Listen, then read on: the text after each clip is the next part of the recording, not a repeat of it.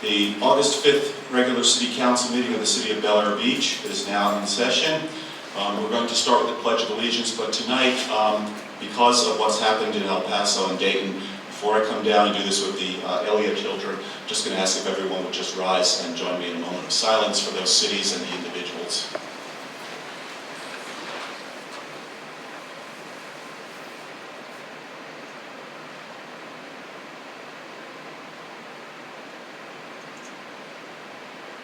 Thank you.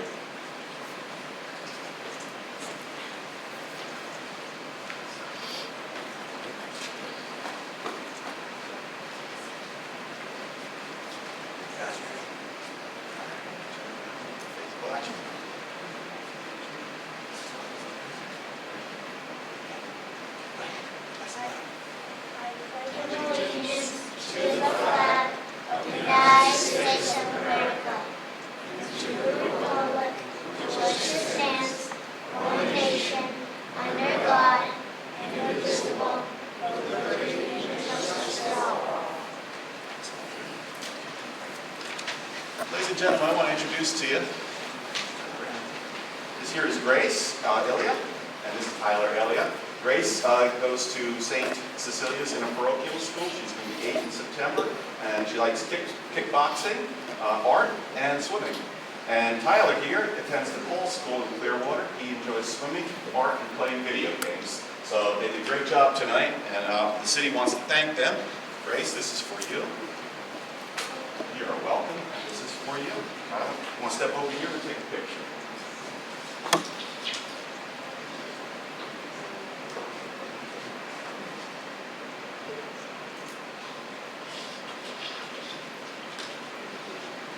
Got it? Thank you. That's great. Thank you.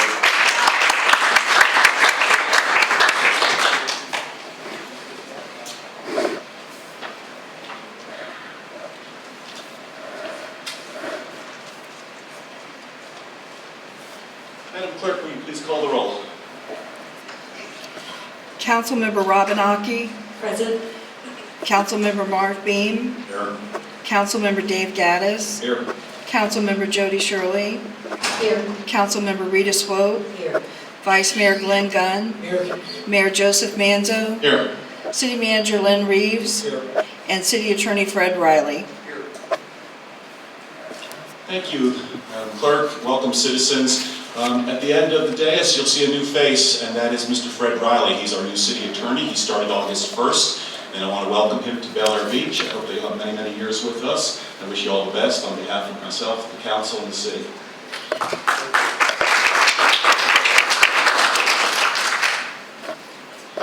First item of business is the approval of the agenda. Do we have a motion? So moved. Do we have a second? Second. My only comment is that I am going to have some changes or additions to the minutes. I think we left them in the consent agenda last time, so it would just be to change it as long as everyone approves of the changes that I'm going to request. It would just be that we accept it with those changes and anybody else's changes. But I don't think we have to move anything out of the agenda. So, everybody okay with that? Hearing no opposition, that's fine. Do we have, so now to approve the agenda, we have a motion and a second. At this point, all in favor of approving the agenda? Aye? Aye. Opposed? It's unanimous, the agenda is approved. First item of business, second item of business is Pinellas County Sheriff's Office and a presentation on the monthly analysis of events. Sheriff?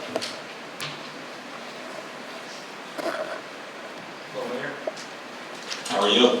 Very good. Yourself? Good. I think the mic is off. We want to hear you. Bush. There you go. That's about the degree of my IT experience. Okay, so from the report you have in front of you from the June data, you have the 4 larcenies. The good thing about it, 2 of them were related to that gentleman that decided he wanted to take a bunch of stuff off throughout the county, so they were closed with the rest. I'd have to look, I can't remember if they got back, but it was like a potted fern and a doormat and some other things like that. So that subject was arrested. I think it was the last time I was here we were talking about that. that, so we still continue to close calls with that. Was the individual going to the condos too? That was the... Yes, okay. Same person, and then he's the one who had it in his backyard, but the boat can see the backyard, so that's how we did some stuff. Another one was a gentleman that didn't receive his tag or decal in the mail, so when he was stopped, it didn't match up, but they were able to get that rectified. And then a lady had her, some jewelry stolen. She found out it was a cleaning lady though, got most of it back and didn't want to prosecute. So those are your 4 larcenies for June. Moving on to the arrest side of it, the next page. A lot of it's self-initiated activity. The false name or ID by a person arrested and the driver's license suspended or revoked is the same person. That's a person we basically stopped for a running traffic control out here in front of the building here. They had a brake light out. So when they talked to him, the gentleman basically lied about his identification until we could bring up a mobile fingerprint device. We were able to identify him. So that closed out that one. Trying to get in order. Violation of the injunction for protection. That was our Marine Patrol coming through here, and there was somebody moored here illegally. So they met and talked to them. Well, the 2 people on the boat, the one had an injunction against the other. So that person went to jail. They came up from Madeira Beach. So that's that one. The warrant arrest was a subject that didn't pay child support, so they picked him up. The driving under the influence was deputies out on, trying to get the address here, Gulf Boulevard. They're doing radar enforcement, or I think I crossed the bridge. We got a 47 and a 35. When he stopped him, he was under the influence. He was about 1.5 times the legal limit. So not only did the deputy get him on radar, but when he got behind him, he was all over the road. So it was good observation. So those are your arrests. You move on to the activity. That's pretty much the same stuff each month. House checks, traffic stop, all those those big numbers up top. Those are all related to the parking, the traffic, and the house checks. And finally, happily, you only had 1 crash. And most of the tickets we're writing is where the 1 crash was, so at least our resources in the right place. So that was June that you have. And then some of the stuff I picked off reference July that you'll see next month. There's a couple interesting ones. One I got a call on. We have a bunch of assets out here, north side of the city. And what it was Clearwater was falling over one domestic. They only had 1 officer, so they called for our assistance. So obviously when they call, our deputy went and other deputies went. So that was, well, the cars were out there. But that subject, she got beaten up pretty badly, so that guy went to jail. So, answered that call. Another one I want to call attention to is over on Belle Isle. Because back to the whole unlocked vehicle type deal. So please make sure you're locking, but this goes beyond that. Please, like, they got in the car, got some sunglasses and some money and stuff like that for some unlocked cars. But the resident had one of those Ring doorbell things. So they had some decent video. But the other thing I want to call out, they always come up here and tell your residents if they see something or anything, call us. So what had happened was another gentleman, well, the ring bell showed the deputy going by on patrol at 1:30 or so in the morning, and then the bad people coming by at 4 o'clock in the morning. The deputy knew that another resident worked around that time, was usually coming home at that time. That resident actually saw the suspected vehicle in those burglaries and got like 3 digits of the tag, which gave us the lead to the car. So we had the car identified, and we have some other investigative leads we're doing. So it was basically a dead end, even with the video, until that other resident called us and gave us those 3 letters in the tag, and we were able to develop another lead. So it's still pending, and if we get anything, I'll report back to you. But I thought that was nice. I always come up here and say, call us, and this resident did. And then another one, I don't know if you all saw it here, we had a stolen vehicle that come down through Bel Air Beach. It wound up in Indian Rocks Beach. The car was going at a high rate of speed. They were able to use tire deflation devices out here. So it went flat down on 5th Avenue, and then they all ran. So they had K9 a little bit, but they caught all 3 subjects down there. So that's always nice when we can stop the car and nobody gets hurt. And then the rest is some traffic stuff. Another one of you heard, I guess, some of the Lawns people over on 22nd Street got into an argument over one of them being lazy. So they called us and we mitigated that. I thought that one was humorous. That's pretty much the monthly. Like I said, it's always different because the meeting's so early. So that's June and the preface of July. Can I answer any questions? Captain, I saw that high-speed chase, I saw it out my window, I saw the person go by, I saw the incredible response you guys had. Great job. I didn't know what had happened. I was trying to catch it on the scanner, but I guess you guys were under radio silence or whatever because I wasn't hearing much on it. But that night we had a CERT team meeting and I had asked one of the fire officials if they knew what happened. They said it was a car chase, but you guys were right after him and I saw the follow-up, so excellent job on that. That's typically what the deal is. We're trying to get, we don't chase on property, well, it's probably knowledge. We don't chase on property crimes.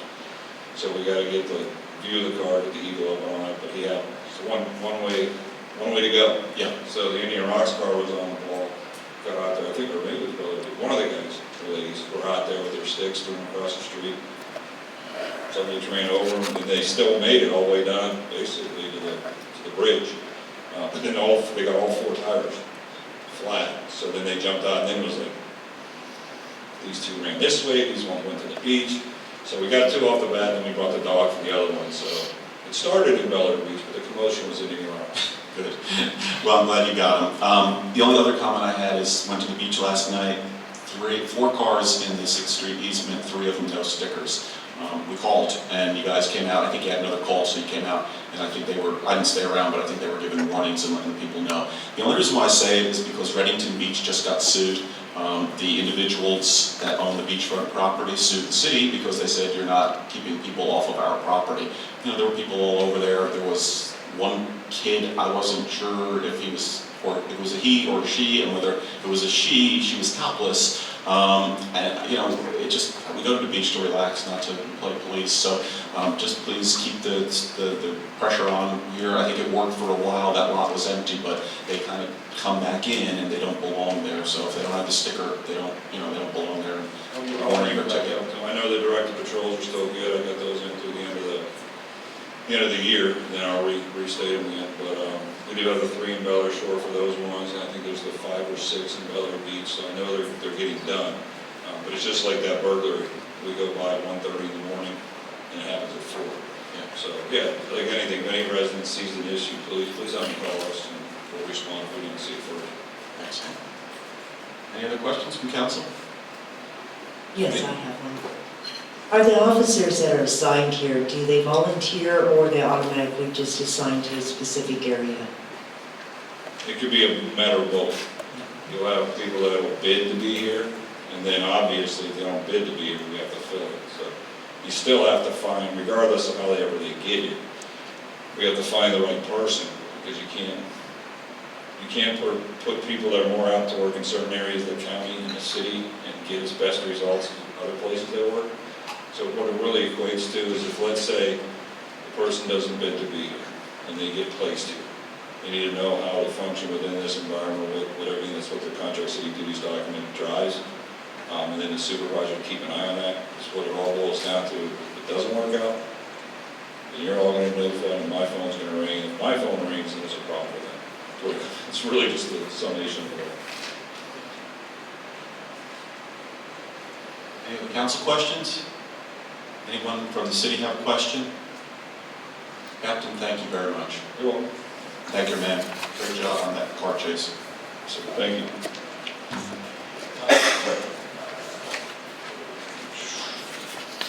Oh, could you turn the mic off, Captain? Thank you. Yeah. Because the next thing on is the sheriff's contract, if there's any questions on it. Oh, okay, that's fine. You can, yeah, we're going to approve your Getting good at this. the contract here. Okay. Put this in. So we have items 3, 4, and 5, which are the consent agenda. I've already said that I have some changes on the minutes. Do we have, what we can do is, we have 2 ways of doing this. We can do a motion, a second, and then vote on it with the changes, or amend it, and then when the captain's here, if we have any questions on the police contract. The one in the middle is the miscellaneous engineering services. Actually, I should have moved that one out of, it's too late to do it changing now, I should have moved that one out of consent agenda, so I guess I do have something to say about that. So,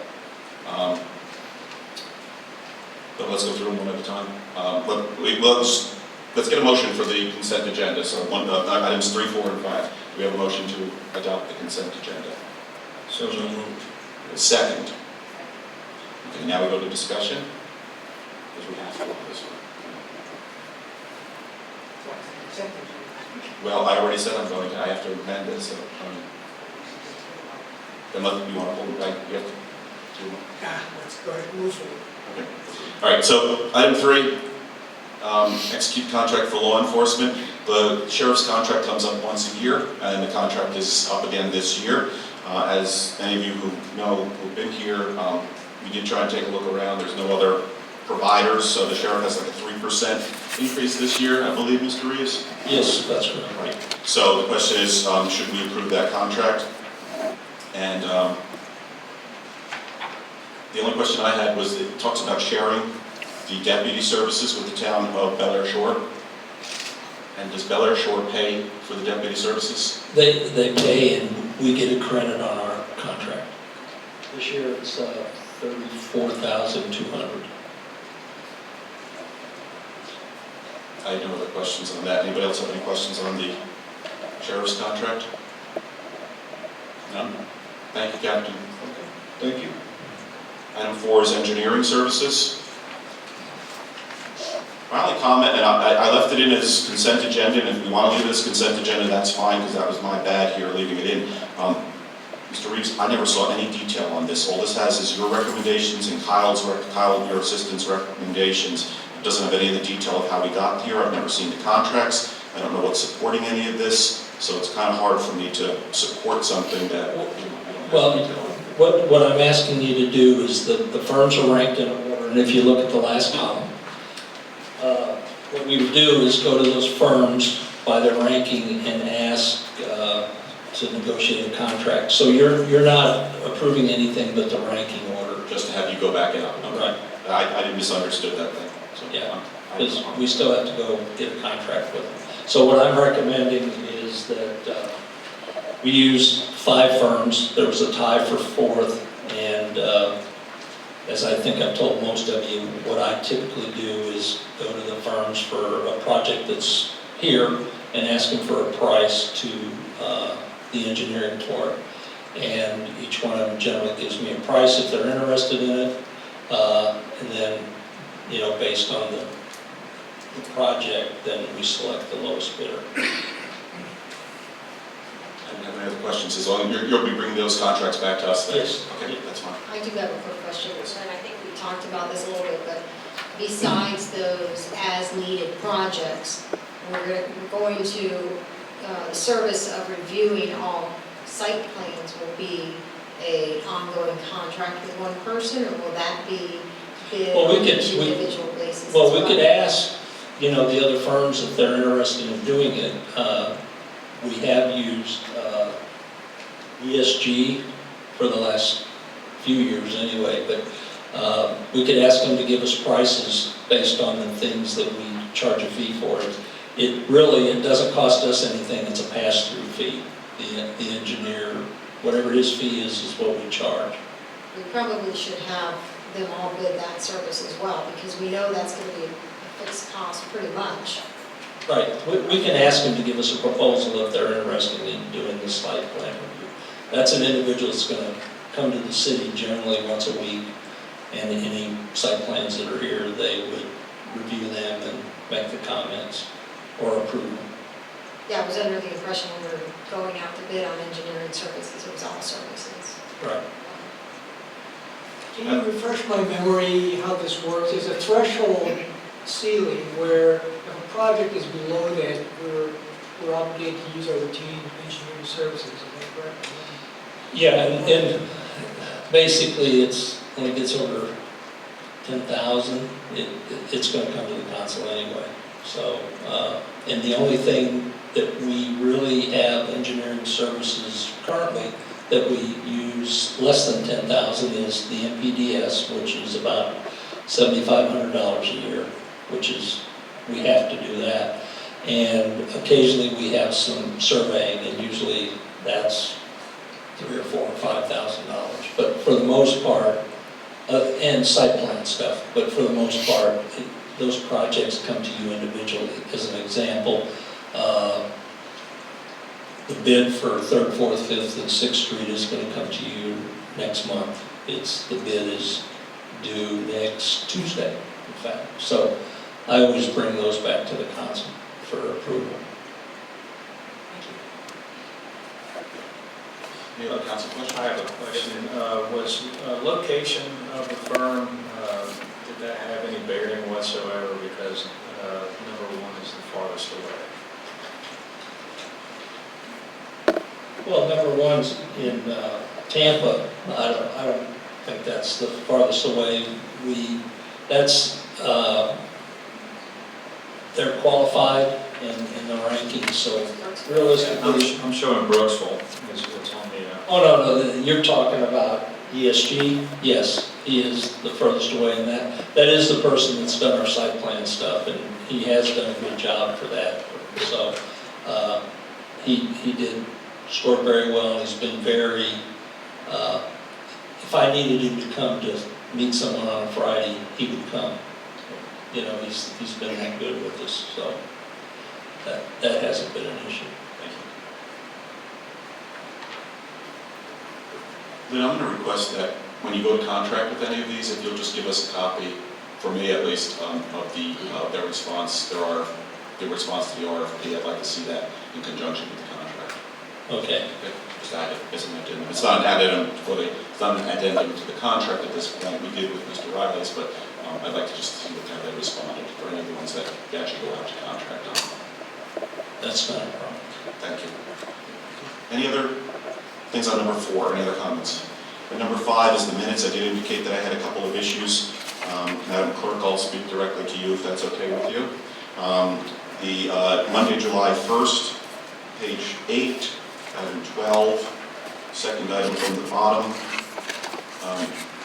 Mayor Manzo asked what City Council's pleasure would be to let Mr. Davis continue to attack him in violation of our ordinances or call point of order and give him either a warning or stop. Please insert after ordinances and Robert's Rules of Order.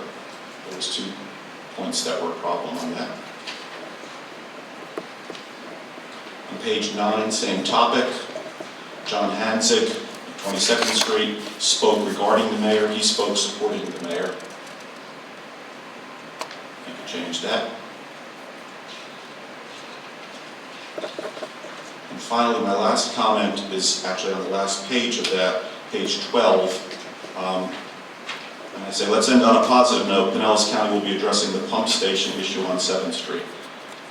Normally, I'm not big on having to get credit for things. That took 20 years to do that thing, and that was a lot of effort. So Wayne Ayers, I see him here tonight, wrote a tremendous piece in the newspaper that described that, I think, in its totality. And if it's okay, I don't want to sit here and read the whole thing, and I don't think it has to go in verbatim, but it's very accurate, and it really describes what happened between June Van Scoy, myself, and Lynn Reeves. So I would like to integrate that. It was completely accurate, with one exception. You had Hurricane Irma, and it was Hurricane Hermine, which begins with an H. That was the one where we actually had an overflow situation.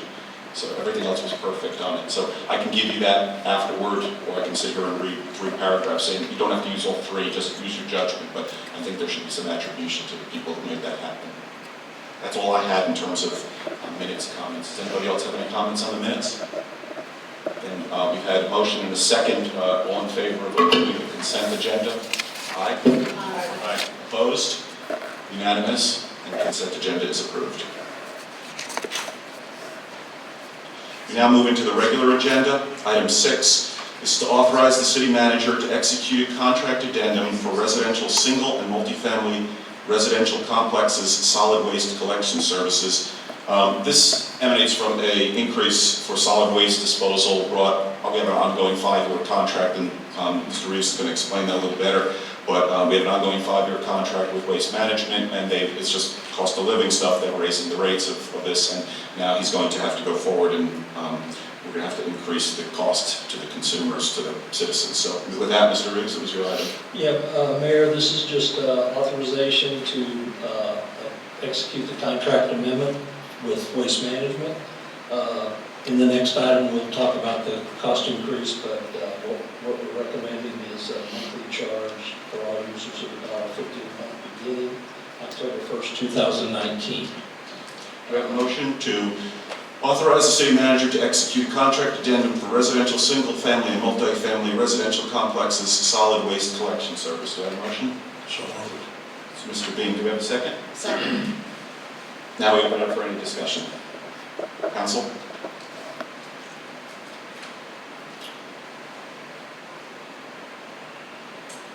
I have a couple questions.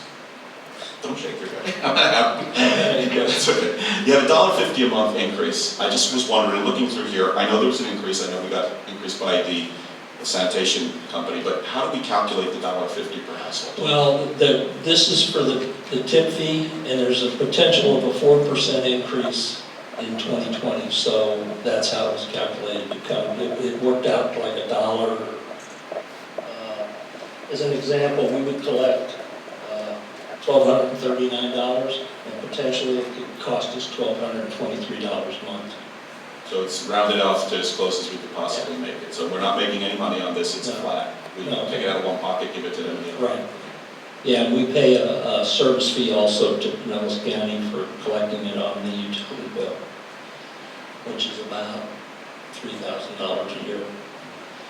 I noticed here on the recitals on A, Section 1, Section 9, two sections. Section 1, Section 9A, and it talks about that we have the right to require that the contractor supply documents and records substantiating the tonnage transported to and dumped at the county waste disposal plant.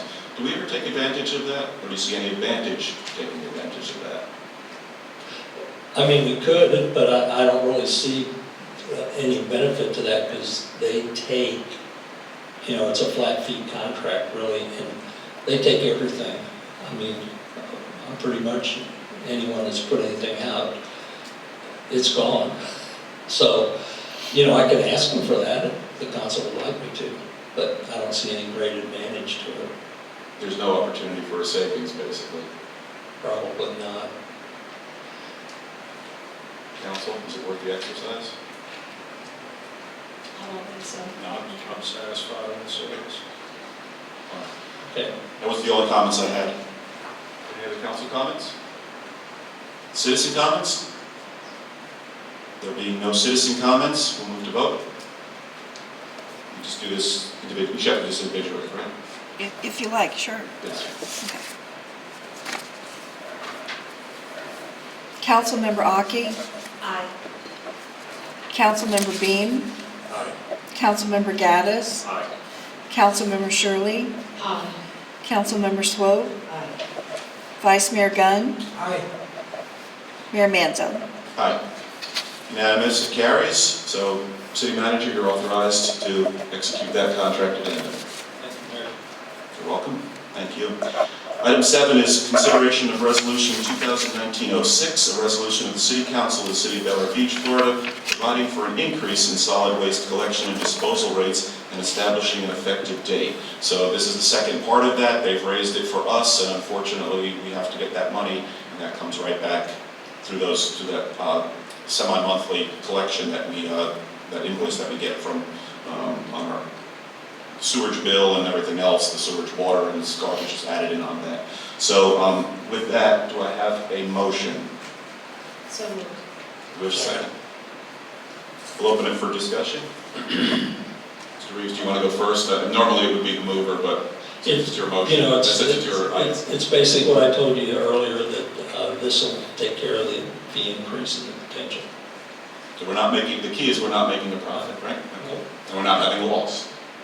Don't want either. Right, that's exactly. Well, I can do a profit if you want. No, I don't. Any other council questions? Citizen comments? Okay, there being no citizen comments, the comments are closed. We'll go to vote. Councilmember Aki, Aye. Councilmember Beam, Aye. Councilmember Gaddis, Councilmember Shirley, Aye. Councilmember Swope, Aye. Vice Mayor Gunn, Aye. Mayor Manzo. Aye. It's unanimous, it carries, and the resolution that begins in October, correct? Yes. As I read it. So Yes. that's when their increase to us occurs. So even though we passed it, the resolution is effective, but the change in the invoice will not happen. So we're going to have another $1.50 a month coming on our invoices. Okay. Item 8, Mayor, I'd like to table this, and we're gonna need to put it into an ordinance, not a resolution. I was going to ask that happen. You and I spoke just briefly beforehand, but we were thinking the same thing, so you're withdrawing it next. Yes. Okay, and wasn't, and you were the mover of that, correct? Okay. Does anybody have any objection to withdrawing? It's withdrawn. It'll be on our work agenda? Yes. I'll ask the city attorney to draft something, probably not that fast, but shortly. And I gave you some real quick comments on it, but I can certainly elaborate on that. Okay, we're on item 9. Consideration of Resolution 2019-05, a resolution of the City Council of the City of Bel Air Beach, Florida, authorizing signatures which are to appear on all city check and draft writing and instructing any financial institution to accept any certified copy of this resolution as evidence of legal authority over the city accounts and establishing an effective date. These are the authorized signatories for the bank account. Mr. Reese, do you want to add anything to that? Yeah, the reason we're updating this, we removed Melanie from the bank accounts. And the mayor and vice mayor have already signed the new signature card, so this is what we have to send along with them. I'm not going to reread that whole thing. Do we have a motion to bring that before the board? So moved. Second. Council comments or questions? There being none, I'll move to city individuals, city citizens. Any comments, questions? There being none, we'll close the discussion and move to vote.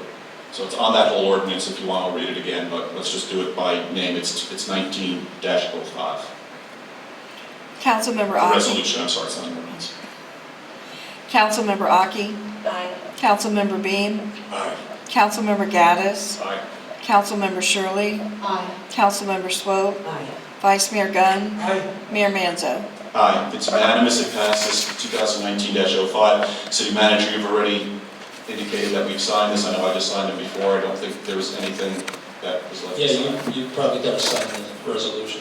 I'll sign the resolution, yeah, but I signed the cards. And make sure did the vice mayor sign So a signature on this? No, this. The resolution. resolution. Did you? No, we didn't sign the resolution yet. Yeah. Okay, We never signed that until it's over. okay. No, I just wanted to. Okay. All right, we move to item 10. This was a item placed on the agenda by Councilwoman Rita Swope. Discussion on the Park and Recreation Board's responsibilities and proposed funds needed to cover events. The explanation is board's powers, duties, responsibilities, and funding. Do we have a motion? So moved. Second? Second. I have an objection. I'm going to object to consideration of the question. It's one that we haven't had before.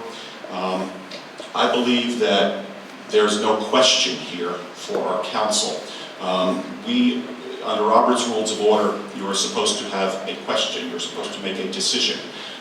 It's supposed to be a dispositive question on an issue, and this is just a discussion, which is, I think, better suited for a work session. With that, there's no debate on that topic, and we go straight to vote, Madam Clerk. We need a two-thirds majority, which means 5 of 7 people would have to agree. Essentially, what we do would be to table this and move it into a work session. If not, we'll entertain then the discussion on it. You'd like a vote now? Yes. Councilmember Aki. Wait, just to clarify, we're voting, you lost me. I'm sorry. Okay. I made an objection to the consideration of the question, and my reasoning behind that is, under Robert's Rules of Order, there's supposed to be a substantive question brought before our body. We're not here to just have talk radio discussions, and I'm not saying this will or won't be, but it's not the purpose of this board. When we get done, as I read this question, we don't resolve a thing. We just have a discussion, and that's not what the point of tonight is all about. That's what the point of work sessions are for. So I made the objection to the consideration of the question. I could have done it as a point of order, and then I would have made the decision. But I purposely didn't do it that way because I want the council to make this decision, and I'll abide by whatever council decides. When such an objection is made, you need a 2/3 vote, which, because we have 7 people, it rounds to 5 people. So 5 people must support my objection to the question. If you support it, if you vote yes, then this question will be tabled and it can be brought up at a work session. If you don't support it and it fails, then we will move right into discussion with that. Mayor, do you mind if I ask a question before we Yes. take a vote? Procedural question, correct? Correct. Yes. Basically, I'm not swaying one way or the other. This has nothing to do with the topic. It's more so an understanding of what the purpose of being able to bring up an agenda, to propose an agenda in a meeting. So why would this not qualify, so we better understand? It's not a substantive question. In other words, we just had several substantive questions that came before us. Authorize an increase in fees, authorize the city manager to do something. In other words, when we get done, we're voting yes or no on something. As I read this question, there's no question. It's just a discussion. It's an open-ended discussion. And when we get done with this, we're not going to vote on anything. So this could go on all night. There's no limit to what can happen here. And I think sets a bad precedent because, maybe I want to have a discussion on legislative priorities and we can be here for 4 hours. So I just think that's the whole issue with it. Can I make a comment? Yes. In the interest of expediency and transparency, number 11 and 12 are discussions as well. So rather than go through this procedural, then why don't we just give the person who had I keep bringing up this thing, the opportunity to maybe rephrase or can you restate the issue? Sure. I would like to have the city council look at the question of how do we continue with the current fall festival plan since it has changed course without going back to the public. It's went from a community event to a public event. I would like to know if we should reach out to the community to see if they approve of something like that. It's a big change. So maybe put that in the form of a motion then, and we can vote on the motion. I move to have the council. Okay, wait, stop. I'm going to have to interrupt. If we're going to do this, first off, I have a question that's before the board, so there's no other questions that come before that at this point in time, so we kind of got off track here. I appreciate the comments, and we can go down that road, but I have made an objection. That needs to be ruled upon by the board. Then, if somebody wants to amend the agenda, I'll go through the procedure for amending the agenda. But right now, we need to call a vote on my objection, which takes this off the table. And Vice Mayor Gunn is correct. I'm going to make the same objection on 11 and 12, but we're considering one question at a time. So I don't think it's appropriate that we do all three at once because we're really going to have a problem. We can only have one main motion on the floor at any given time. So this is on number 10 only right now, but yes, they're coming for 11 and 12. So I'll call the question again, and it's an objection to the consideration of this question, the way it's phrased here, for our discussion. And there's no discussion on this. There shouldn't have even been the debate we had. Sorry, Mayor Notaro. Again, I'll call the question, and it's objection to the consideration of that question. But if you vote yes, then that will come off the agenda, and it will go. It can go on to a work session. It can go if it's rephrased. We can consider it tonight, but right now it's one thing at a time. It's that question the way it's written. Is that clear for everyone who's going to vote? If you vote yes, you're saying take it off, but we could put it on a work session so we have adequate time to discuss it and figure out. That's correct. Just want to clarify. Yes. And if you vote nay to your objection, then We go right into discussion on that. Madam Clerk. Councilmember Aki, Aye. Councilmember Bean, Aye. Councilmember Gaddis, Aye. Councilmember Shirley, Aye. Councilmember Swope, Nay. Vice Mayor Gunn, nay. Mayor Manzo. Aye. If the consideration of the question motion passes, the question is now removed from this session. We move on to number 11. That can be brought up again, I will say, at a work session, which I hope that the Vice Mayor speaks on it during his time. If not, I have some issues I would like to, I will schedule something tonight. Number 11, discussion, this is also from Councilmember Swope. Discussion on hosting a retirement luncheon for City Attorney Paul Marino, and this is in honor of City Attorney Marino's retirement. Do we have a motion? I move that we discuss hosting a retirement luncheon for retiring attorney, city attorney Paul Ray. I second. Okay, Ms. Aki, Councilmember Aki. Okay, and I'll make the objection to the consideration of that question. Again, we're just holding a discussion. This is not phrased as, yes, we're going, or should we have it? It is a discussion about it. And again, I think the form of the question is improper, and the form is everything on here. This is a discussion that goes endlessly. There's no resolution to it. So I'll make the same objection. I think everyone's familiar with it. There's no debate on it. We go straight to vote. Councilmember Aki, Aye. Councilmember Beam, Nay. Councilmember Gaddis, Nay. Councilmember Shirley, Aye. Councilmember Swope, Vice Mayor Gunn, Hey, Mayor Manzo. Aye.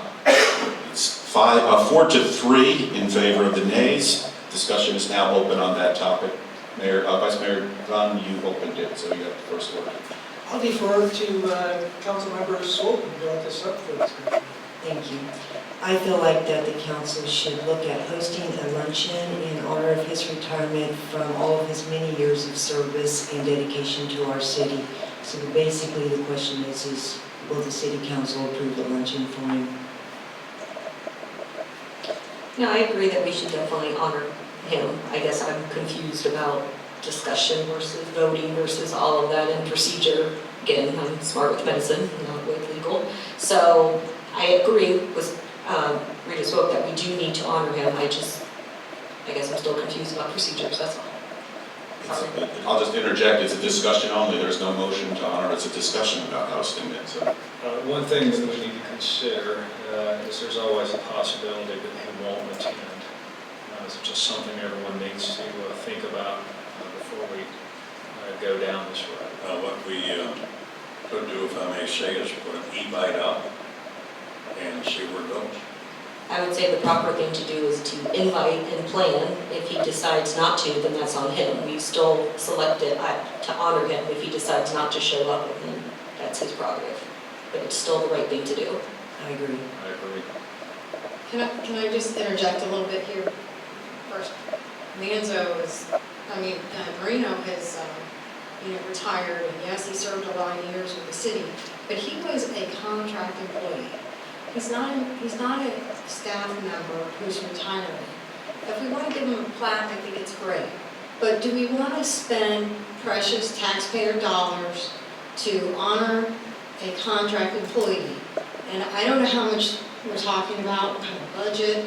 I keep hearing all this resistance about parks doing things that is going to spend money, but they're self-funded. I don't know why we would consider spending money on a contract person who has retired.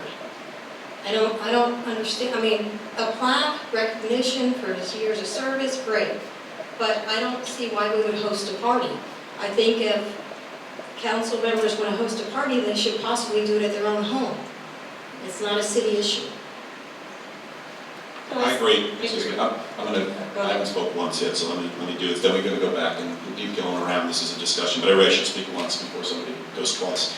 I agree with Councilwoman Shirley 100%. This is a contract employee. He has been paid upwards of $25,000 to $30,000 a year for his legal services. He did serve a long time. I see Leslie Natero in the audience, former Mayor Natero. She served 9 years on council along with Wanda Schreier and John Petrowski. And when they left, and I don't endorse or I'm not praising or criticizing what they did. When they left, they got a paperweight. That's what they got. They gave hundreds and hundreds of hours each over 9 years, and they got nothing from this city. No plaque, no honorariums, nothing. So I don't think that this is something we should be spending our money on. If people want to do it privately, do it. And furthermore, and I said I'm not going to talk a lot about this guy. Everybody knows the way this guy went out, and everybody knows what his supporters did. And I don't think the city should have any part of it until he comes to this council and apologizes. So that's what I have to say. Councilwoman Aki, any other comments? No, I was gonna say, I understand everyone's point. I think a paperweight, a plaque, whatever you want to, some small token of appreciation would be a good idea as opposed to zero. And I'm not saying that, not honoring them for 9 years of service with more was a good thing. I'm just saying that some small recognition would be proper etiquette. That's all. Doesn't have to be a big nominal fee. Any other city council comments on the discussion? I'll open it up to the audience if there's any comments on it. I see. Oh, wait, you have to come up here, up to the... And I didn't say this in the beginning, please, Mr. Sarafian. We have a code of conduct. It's nothing that's new, it's just in response to some of what's been happening at some of these meetings.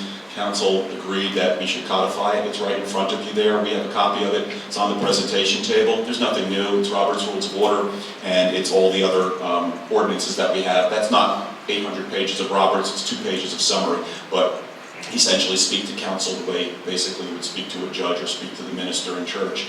The rules of disorderly persons apply in here just as they do on the outside. So we've had some people get a little carried away in some of these meetings and we wanted to stop. So I know you're not going to be a problem, but I just want everyone in the audience to be aware of it. So please, with that, you have 3 minutes.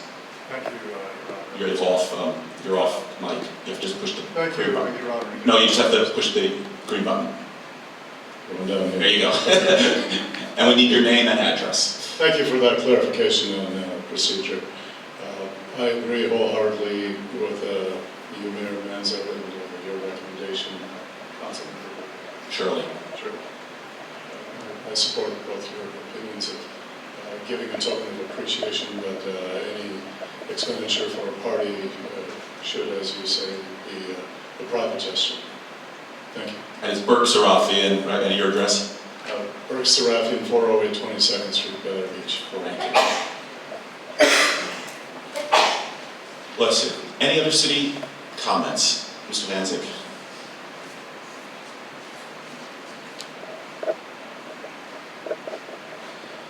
John Hanzik, 103 22nd Street. Mr. Mayor, council members, I concur with the comments that have been made. He was a contract employee.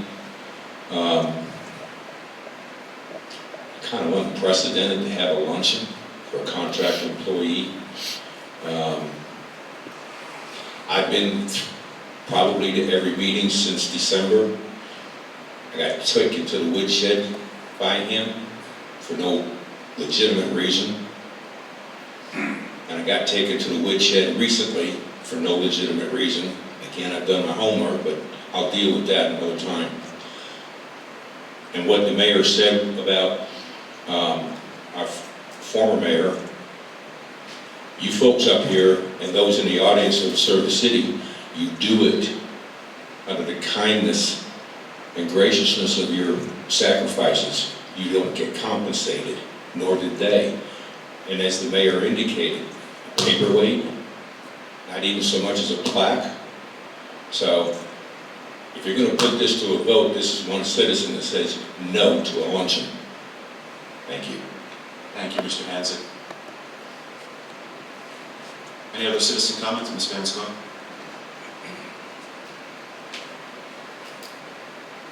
Jim Van Scoy, 7th Street, Bel Beach. I agree with Councilman Shirley and the mayor. I truly don't think we should be spending money on putting on a luncheon for a contracted employee. With that being said, you probably should get a small something from this city for sure for 20 years. But we went to the Big C, and when we were at the Big C, after the mayor got in office, probably one of the first things I said to the city clerk was, is that all the people got for their service from this city? I addressed that in reference to the former mayor, the former 2 councilmen. I thought it was pretty pathetic that that's all they got. Plus, I also said to her that I felt like they should have been center forward, in the center when we were presenting those things to them. So I'm hoping that the city addresses that as well, because when somebody does give their volunteer time and they're not getting paid for it, they do deserve a little bit more recognition for their time of service. And we went to the Big C meeting, and Mayor Notaro, she was given this beautiful plaque with a gavel on it, and the former mayor and the two council people were presented their stuff over to the side here. I have pictures of that. I look at that all the time. Over here to the side, not even in the center of the audience, and we're given these little pieces of paperweight. That's all I have to say. Thank you. Thank you. Any other citizen comments? Council comments? Sure. Vice Mayor. Mrs. Pope taught Saturday morning etiquette class at the Coast Guard Academy. And based on my upbringing, I would support out of my own pocket to attend some sort of luncheon forum. I don't think any city money should be spent on this thing. I will chip in my own money and I will pay my own way if we go to lunch or something. But my feeling is that proper decorum and civility dictates that we provide some sort of small honorarium for them. That's just my story. I don't believe the city is obligated or required to fund that kind of event. That's all I have. Thank you. Any other comments? Well, maybe something could be done outside. Do an e-bike and pick a location for dinner. And if he wants to do that, then everybody could go that wanted to. I mean, we don't control what people do on the outside. In terms of authorizing something from the city, I think there's almost unanimous agreement in a consensual way that, you know, a paperweight is in order or something on that token. I'm not going to reward him. I'm looking at Leslie Notaro right now, and I don't like that I handed you a paperweight. You got a beautiful honorarium from the Big C, and you deserved it. And we could have done the same here in Bel Air Beach. You gave 9 years of your life to the city. So I don't want to honor a contracted employee more than we honored our own mayors. Vice Mayor, you have the last word, so. No, I was just wondering, Councilmember Swope brought this up, are you willing to take this on as a small side project and maybe organize something? I can definitely do that, but I am concerned about any violation of sunshine law. I purposely have no contact with any of you and or your spouses or significant others outside of this room. I don't even want the perception of the sunshine law, so being outside the building could be potential issues, so I wouldn't be able to go with you, with him, but I can certainly just take him out to dinner on my own. I was thinking maybe organize through some club or something. Just on the topic of sunshine law, and I've heard, I mean, maybe it's easy for me being an attorney, but Council Riley and myself had a discussion on this very issue earlier tonight, and I think some clarification is in order, because certainly if two council members wanted to go and have a party or a dinner, luncheon, breakfast in honor of anyone, as long as they're not talking about city business and stuff that's going to come before the board, it's my understanding they're breaking nothing with regard to the sunshine law. I want people to walk around terrified on this, and I'll call on you for your first thing, and I did say to you, if you're not ready on any topic, you know, attorneys, despite what people may think, that don't have every law committed to memory, so I don't aim to put Mr. Riley on the spot, but if he's prepared to impart any advice on this, I just want to make sure people are comfortable that they're not violating the law because they happen to go to breakfast together. Well, I've listened intently to the discussion, and one thing I'm certain of is I'm not planning my retirement party. But to address your point, we did talk briefly before the city council meeting. The thing that to me is the principal issue you should be concerned about with the sunshine law is it going to relate to a matter that you're going to vote on? So if you were organizing a private dinner party and you were not going to discuss issues that would come before the city council, and you were going to discuss football and basket weaving or crafts or something like that, that's fine unless that is a city issue. But the key thing is, are you addressing something that you are likely to vote on in the future? The area of concern based on the discussion is the expenditure of public funds. And even something as minor as a paperweight is, you know, if it requires the expenditure of public funds, then it's something that you should be sensitive to in discussing it. So I agree with you. You can't be so rigid in how you analyze it that you're afraid to say anything to another council member outside of these chambers, but it's easy to get off track too, and that happens unfortunately frequently. And the bottom line is you don't want to undermine the standing of the council and the citizens' faith that the public business is being done in a transparent fashion. So my guidance to you would be, if you're going to organize a private party, have it truly be a private party and limit the discussions to things that do not have anything to do with city business. Thank you. May I make a comment? Yes. I understand everything you just said, and I can appreciate it, but I also understand that perception is huge as well, and it can be just as costly as actually violating sunshine law. Am I correct on just that? Yes, ma'am. The perception. Thank you, and that's what I always strive to avoid totally, is the entire perception. Don't want it, I don't want to deal with it. So I know the sunshine law, actually, you have to do what you said, have conversations about it. I get all that, but I'm just not going down the road of a perception either. So that's just my choice.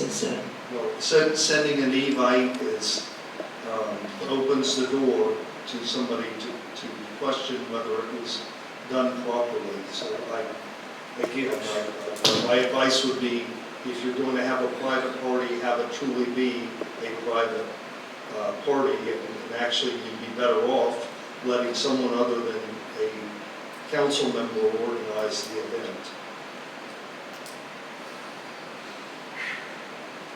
Any other suggestions, comments? There's nothing to vote on this, as I said earlier, so that'll conclude this. Vice Mayor Gunn, you have the last word if you want to, because you moved it. Finished? Okay, so that'll conclude it. The resolution is, I guess it's unresolved, it's up in the air, but can be opened up again with the proper motion. Next item, number 12, discussion on speed limits on city streets. And again, I think we're going to have the same objection here. I don't know who made this motion. Is this Councilmember Beam? I thought so. I saw it from the last minutes. So let's start like we did last time. Do we have a motion to discuss the speed limits on the city streets? So moved. And second?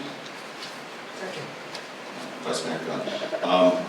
To keep it consistent, because I'm not going to show favoritism or no favoritism, I objected to the other two. I'm going to object the same thing because we don't have a question over here. So I'm objecting to the consideration of the question because there's no question here. It's just a discussion on speed limits on the city streets, and I'm going to be here all night. So, Will I say something? it's really not open for debate, but go ahead. All right. The reason I brought it up because we have residents here, and it's fine talking about it at a work session, but the residents aren't here. So I figured it'd be a good time to get some opinions. Not a bad idea, and I don't mind if you shoot down my thing, but I have to be even-handed over here. So I have an objection to the considerations of the question. Need a 2/3 vote, Madam Clerk. Councilmember Aki, Nay. Councilmember Beam, Nay. Councilmember Gaddis, Nay. Councilmember Shirley, Aye. Councilmember Swope, Nay. Vice Mayor Gunn, Nay. Mayor Manzo. Aye. It's 5 to 2, and we will move to discussion on this. Mr. Beam, you moved it. I'm in. It's your topic. Okay, the reason this was brought up is because of the speeding on various streets. First and Second was a long time problem. There has been issues on 22nd Street, there has been issues on Lyle Avenue, and various other side streets.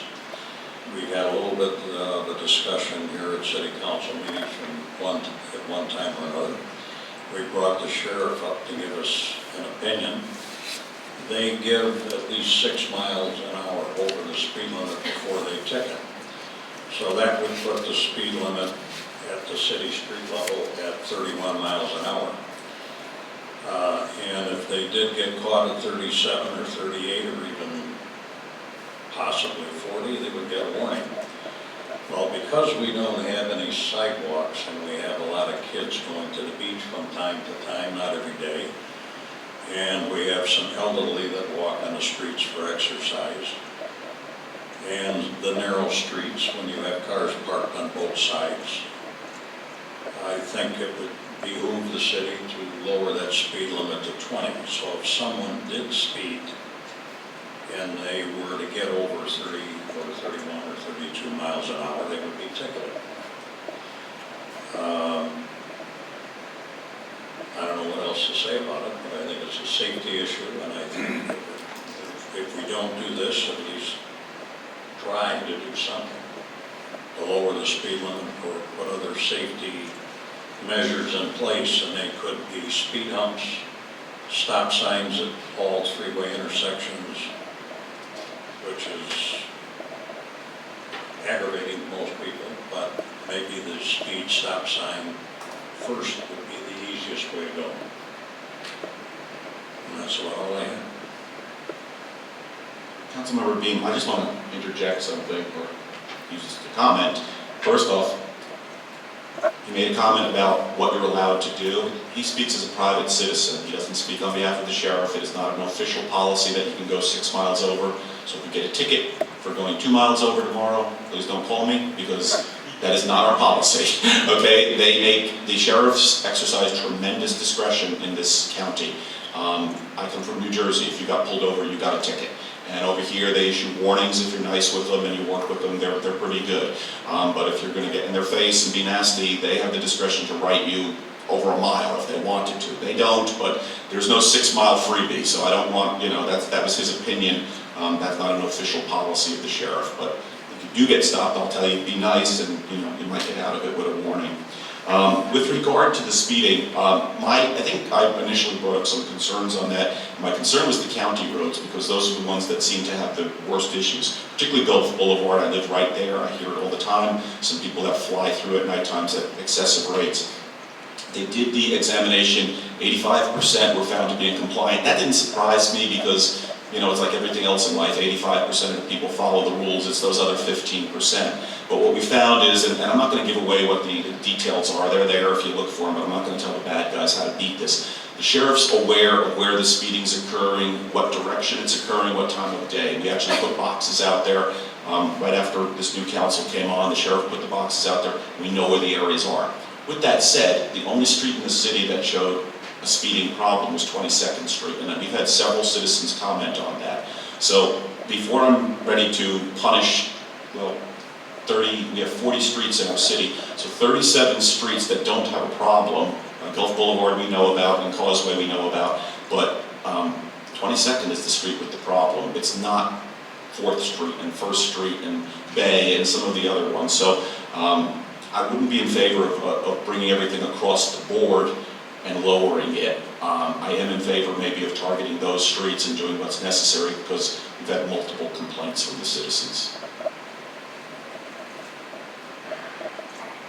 Council? I will say this, if you watch some of the contractors and the delivery people go through the city, they're well over 30 to 35, maybe in some cases 40. Fortunately, I'm retired, or maybe I shouldn't be, but I see it. And I know there's been some objections from other council members, and we like to see the city do something. But for all, if you across the board lower the speed limit to 20, that's probably the easiest way to do it. But in most of the other streets, I doubt if you get up over 20 anyway, unless you accelerated rapidly. So hopefully this method of doing things will slow people down and make it safe for the young and for the elderly, and for the people that are texting while walking. Vice Mayor? I'll make some comments here. I wanted to bring this up because I want to have a discussion to try to put this into bed once and for all. On a recent trip up to North Carolina, I saw a radar sign, and you've got information in front of you that shows this thing, and I thought that was pretty cool. And after seeing the radar sign on 22nd, I kind of thought that thing was pretty effective. Anyway, it raised my awareness after I saw that radar sign on 22nd, and basically this is kind of a follow-on to previous discussions. There was a data plate on the back of the sign. It's also included in there, and I went up on their website to see what they had to say about this stuff. The website had articles, white papers, and research regarding traffic calming programs. Most importantly, you've got some of the data in front of you, but most importantly, there was a 250-page report on their website that was actually a master's thesis written by a graduate student at the University of Texas at Austin in 2000, which presented a well-balanced, well-documented, objective investigation into traffic calming programs. The key takeaway, if nothing else, is a list of recommendations adopted by the City of Austin for the evaluation and consideration of installing traffic calming programs. In your handout, you'll find some of the articles from the website, as well as some of the excerpts from the master's thesis report that I just handed out. Now, to spare everyone the necessity of reading through the report, and for the information of the residents in the audience, give me a couple minutes to recap some of the highlights of this report. The paper and thesis examined the conflict of two public goods: traffic calming programs to slow down speeders and to possibly take care of over-traveled roads, and also emergency response times. While the primary means of traffic calming addressed is the use of speed bumps, which was mentioned by Mr. Bean here, the report also does a very thorough job of exploring all of the pertinent issues and the unexpected ramifications of traffic calming, including the risk benefits of the alternatives. In the case of the Austin study, traffic bumps had a direct correlation to delayed response times for emergency vehicles based on field testing by 5 different fire departments. The emergency response aspect is based primarily on cases of sudden cardiac arrest. The clock for an acceptable response time of 4 to 6 minutes begins when the victim is discovered, not when the EMS service arrives. So when you consider making the 911 call, dispatching the ambulance, and the travel time, then even a 30-second delay to clear traffic humps can have very grave consequences. The study concluded that the potential number of lives lost due to delayed emergency response times of fire trucks and ambulances was far greater than the pedestrian accidents that are occurring in residential areas, by a factor of 30 to 1. Okay. Yeah, and you heard that correctly. It was a factor of 30 to 1. The actual number was actually closer to 37 to 1. So if you factor in the aging demographics in Bel Air Beach, you can see that emergency services and medical response is probably a very high concern for us. Pedestrian fatality data, page 127 of the handout. The low number of pedestrian fatalities was reduced even further when broken down to fatalities in residential neighborhoods, where it was further revealed that these residential fatalities involved the pedestrian failure to yield the right-of-way to a vehicle or a pedestrian in the roadway. So once again, we get to the anecdotal argument versus the objective evidence. Chapter 8, page 160, is a discussion of policy implications.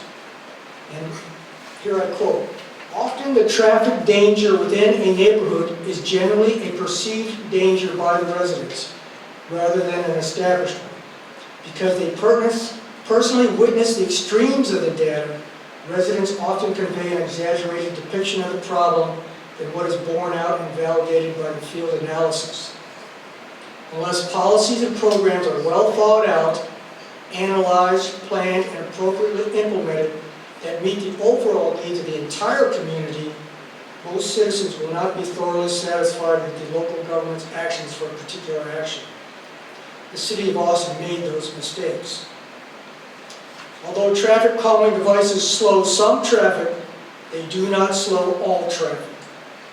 When the 85th percentile methodology, and we've heard this before, the 85th percentile, because that's what we use in our field testing in Bel Air Beach, when that is used to establish speed limits, this means that 15% of the vehicles are still going faster. Is it reasonable to assume that this 15% is going to slow down when they encounter these devices?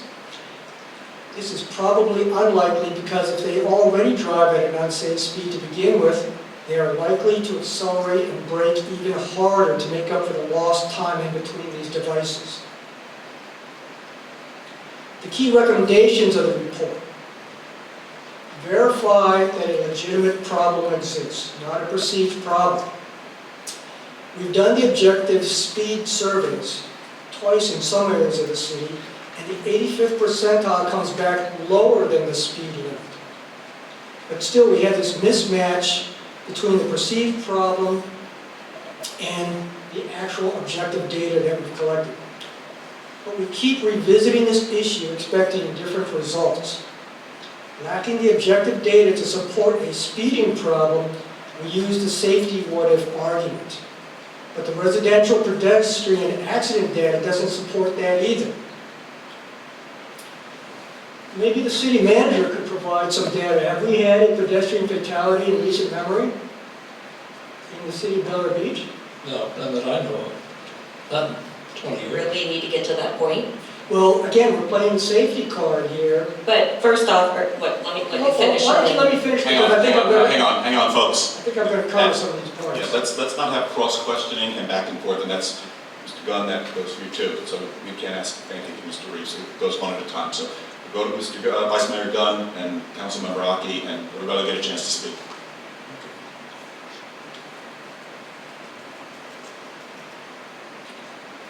Just recently, we had a lightning strike on the beach, which had more fatalities, so that's a concern there.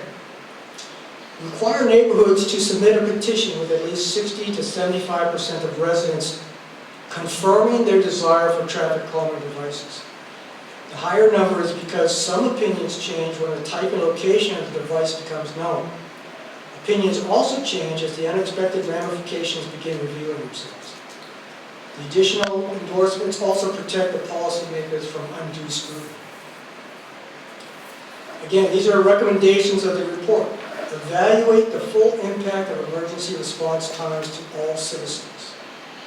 If a traffic calming program is established, ensure that a working group of residents from the neighborhood is assembled to work with the city staff. And this should also include representatives from the local emergency services. Conduct a thorough legal risk assessment, not just authorizations. Believe it or not, there are actually ADA implications as well as vehicle damage implications caused by traffic calming programs. Require that traffic calming programs for neighborhoods be voted upon and approved by a supermajority of the residents. This is due to the low percentage of voter ballot returns and the likely skewing of residential improvement.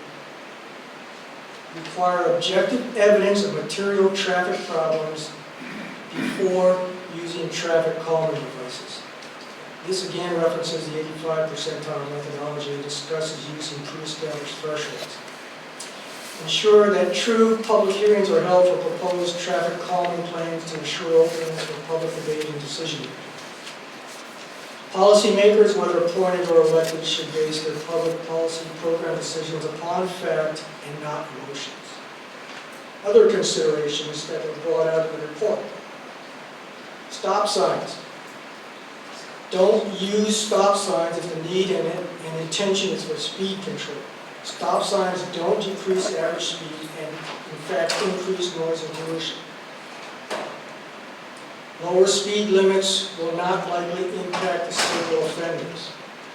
Just like the mayor brought up, it's the diaper analogy. Because one person does it, we all end up wearing diapers.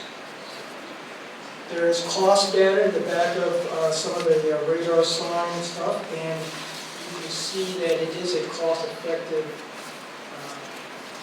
traffic calming device instead of the cost involved in traffic calms or speed tables or speed bumps. The other thing is the effectiveness. It's the most effective thing that's been shown out there today is the radar sign. Anybody who's had any human factors or behavioral training, it's the old feedback loop. You see it, it changes your behavior right on the spot. Trends in other residential areas, learn from their experience. Some of the articles are from Hillsborough, Tampa, and St. Pete. Feedback from the fire department and other neighborhoods that have gone through this drill, and the reviews came back very nicely. Radar signs can collect data, which allows us to build more information and pinpoint those hot spots, as they call it. There's a chart just behind those first two photographs, and it's from a different report, and what it shows is the level of acceptance and the attitudes of the residents. When you go with something like an electronic sign that provides immediate feedback, the approval and acceptance rate is much higher by the residents rather than if you start looking towards the right end of the graph, you start seeing it starts dropping off drastically when you start changing the speed limits using cameras and ticketing for speeding. My recommendation is consider going with radar sign options in a few key places on an evaluation basis. I'm not opposed to traffic calming, but I think we really need, like I've said all along, I'm a data-driven person, show me the data, not the anecdotal, somebody was speeding, and my concern is there's a lot of unforeseen ramifications if you just start jumping to immediate solutions. Well, I'll make one comment. I know Robin was next, but I gotta jump in. If you go to Indian Rocks Beach and you drive in that town, everybody slows down to 30. And there is really no speed counting devices, no radar. But it's been 30 for so long, people just do it. Now, whether that would work here or not, I don't know. But I think the signs are the cheapest way to go. The speed humps, yes, I agree. They're a problem, especially with emergency response. Stop signs on every corner of the intersection, yeah, I doubt if everybody would uphold to those. So I think it's the most reasonable way to try it, most cost-effective way. And I'd like to start something because I don't want anybody to get hurt. I think that the reason I brought this up again is during the undergrounding project when they were doing the horizontal boring, I was in the streets with the contractors, and it's amazing how many speeders there really are. And it's the contractors, the lawn guys, the delivery people, and a few residents, but that's what I see, and that's my concern. So it's up to the council to make a decision. If they can't make a decision, maybe even go to a vote in January or in March. Put it to the rest of the residents, let them vote on it. Councilmember Aki, you've been so patient. I'm taking notes. First off, I'm not opposed against any form of traffic calming device, sign, speed hump, no speed hump, stop sign. My whole point is something needs to change before a pedestrian is hit and killed, before one of my kids or Elia's kids or anybody's kids is hit. And they can tell you, like, our kids don't play outside in the street or in the front yard because it's too scary with the cars speeding by. Even if they're only going 31, which is not a ticketable offense, 31 versus pedestrian equals death. I've been in the trauma center, I've seen it, it's not pretty and it's not fun to tell the parents. Going over your well-researched information, my medical side of me likes to point out the bias of this. These are written by the sign, radar sign, so it's kind of like a medical study by the pharmaceutical company saying their drug's going to cure diabetes. Well, of course, it's their drug, they're going to say great things about it, so it's not unbiased material. Second of all, this study that was done out of Austin in 2019 years ago, I know that there is a traffic calming device, speed hump, speed table, whatever you want to call it, outside the Bel Air Country Club that has grooves in it so that the emergency vehicles can go over without having to slow down, so there's absolutely no delay on EMT or fire to get to the residents. So that's not technically an issue anymore because they have gotten around that problem. So just to play devil's advocate to you, but again, I would love this to be a neighborhood where kids feel safe, where the elderly feel safe walking. We have an elderly gentleman that walks 22nd with his walker, and I would love for him not to have to be hit by a car one day in order to get our point across. My whole point is we need to do something. And if the first step is this radar sign, which does seem pretty cool, and you're right, that one that was on 22nd Street was definitely, I believe, an eye-opener, and you know, the residents on 22nd can maybe tell us in the comments whether or not they felt that it was effective when it was out there.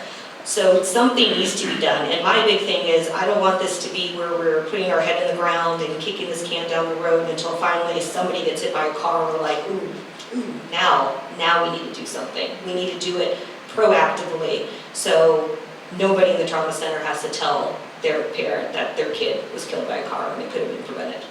Sorry, that's all. Before we go back to the people who've spoken, let me go to some of the council members who have not said anything, which is pretty much down at this end. Right. So, my feeling is, on my street, speed is not an issue. So for everyone to have this speed limit imposed because there's a problem on 22nd, I think there's probably a problem on Belle Isle. I think it gets back to, you've got to get a resident vote on this, you've got to get more feedback, and I don't know who would be, then we're talking about you've got to get someone to spearhead this whole study in the city to see what we do to solve the problem. And are we now talking about bringing in someone to do traffic studies, bringing in a professional, and how much are we willing to pay to do this, and not, or do we just spend the $275 and put a few of those signs up that will monitor speed and see if that's effective or not. But I think to go across the board and change the speed limit is a mistake.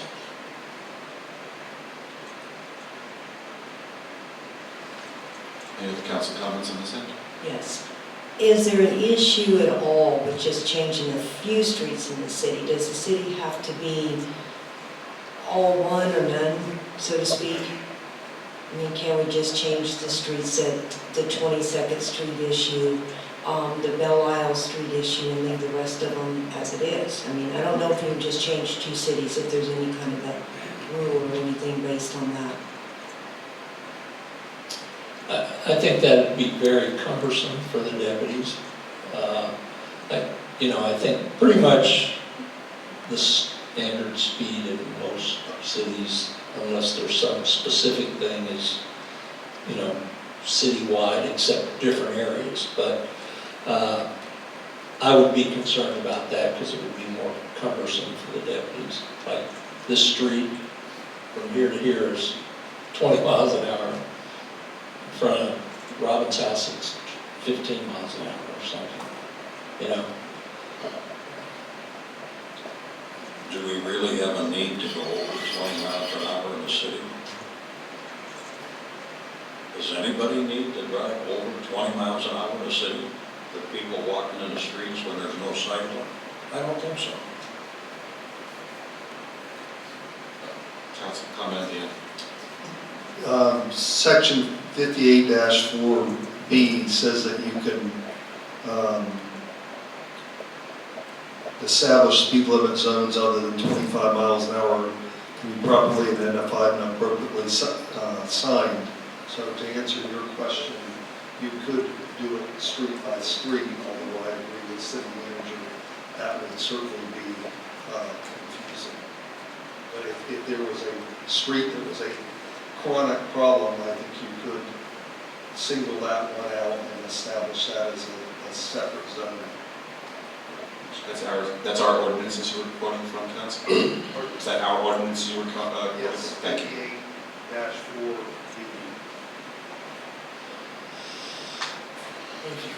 Council, do we have any? Vice Mayor? I've got a couple more comments. Like I said, I'm a data-driven guy, so here's the photographs. Kids running through the street without looking either way, parents standing out in the driveway not supervising or watching their kids. 11 seconds later, after the kid runs across the street, a car comes by, and 5 seconds later, another car comes by. So there are people playing ball out in the street under the supervision of their adult parents. There are kids under the age of 16 riding bicycles without bicycle helmets as mandated by Florida statute.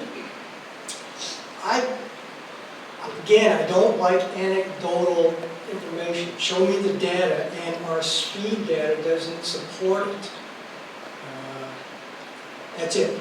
Now, we're playing the safety card. Yeah, roll the emergency room trauma doctor who has to go tell the parents that their child was run over, didn't make it. But also think about that devastated driver who's driving down the road lower than the speed limit and runs over a kid because he's unsupervised and runs across the street. That to me is just as devastating a situation. So, again, all I'm saying is let's do it in a methodical, logical process. I mean, you could come up with these scenarios all the time. You could also say the driver was driving over the speed limit while texting, you know, I mean, we can play this card all day. My whole point is, I don't know what the answer is. I'm not an advocate for reducing the speed or putting a traffic calming device or a stop sign or a radar sign. I'm not an advocate for either one. I'm just an advocate for something's got to change. What it is and what we decide on as a group will be fine with me, but we need to do something. And if we need to start maybe with a few key streets, maybe buy 2 signs and put them on the big streets that are a problem and see how they do, and if they work out great, and if other residents bring up issues on another street, we can consider those. If we want to do 1 or 2 signs at a time to start, I'm cool with that. I just believe that something needs to be done proactively. I can meet you there. I can meet you there. I agree with that. And again, let's go with the lowest common denominator here, maybe the signs. We can get more data from the signs. It's proven to be the most effective thing in traffic calming because it provides immediate feedback that wakes up the driver and gets him out of that autopilot mode and just moseying down the road. Something flashes in his eyes and gets his attention. He looks down at his speedometer and yes, I'm speeding. But to just jump to lower the speed limits or other things, you know, let's take that. Let's make haste slowly is the phrase. I can meet you on that. I understand. We need to take a look at some. Let me say something about the speeding trucks and professional drivers and stuff. We had on our street, and this is anecdotal, but it shows you how you can solve a problem. We had those sewer trucks flying through. They were, in my estimation, going probably close to 35 miles an hour on a 25. And all those beautiful children who did the Pledge of Allegiance that live on my street, they're out there. When Lynn Reeves and I went to the county, I told them, I said, your guys are flying through, and if one of those kids get hurt, okay, I don't know if you're going to have to be waiting for the police to come and do something. The residents aren't going to be too happy that you're flying down these streets with loaded, 20,000 pound trucks. We just had those trucks come through again because of the rains that we had. Not one of them that I saw was going past the speed limit, not a one. So, we have a certain number of drivers, and it's UPS, and it's FedEx, and it's people like this, and if that's the problem, pick up the phone and give them hell, because they will do something about it. And if not, We have 2 deputies in the back. We can target that enforcement and tell them to knock it off. So if you see something, say something. We're going to hear it all day long. So say something, pick up a phone and call them up, because you can make a difference. If they still don't want to do it, I have no problem doing a directed patrol and ticketing them. Do you have any other council comments? I know you wanted to get it to the audience, to the citizens, so I will open it up to the citizens. Mr. Hanzig, no BB guns tonight. Paintballs. No paint guns either. No paint guns. John Hanzig, 103 22nd Street. The radar sign worked until the last few days. The last few days it was out there, people coming towards Gulf Boulevard, in my observations, and I do a lot of work in my front yard, and because I'm limited in space in the garage, I do my woodworking out in the front on a portable bench. I can't help but look up when I see or hear. But the last few days, before the sheriffs pulled that sign, people actually sped up to see how fast they could register. And you wonder why I get up here and I commented about the ping pong and the paint gun. I get frustrated. And I see the gentleman, the elderly gentleman, with the walker. And I did not realize he lived on the other side of the bridge. It comes almost all the way down the Gulf Boulevard. God bless him for being able to get out.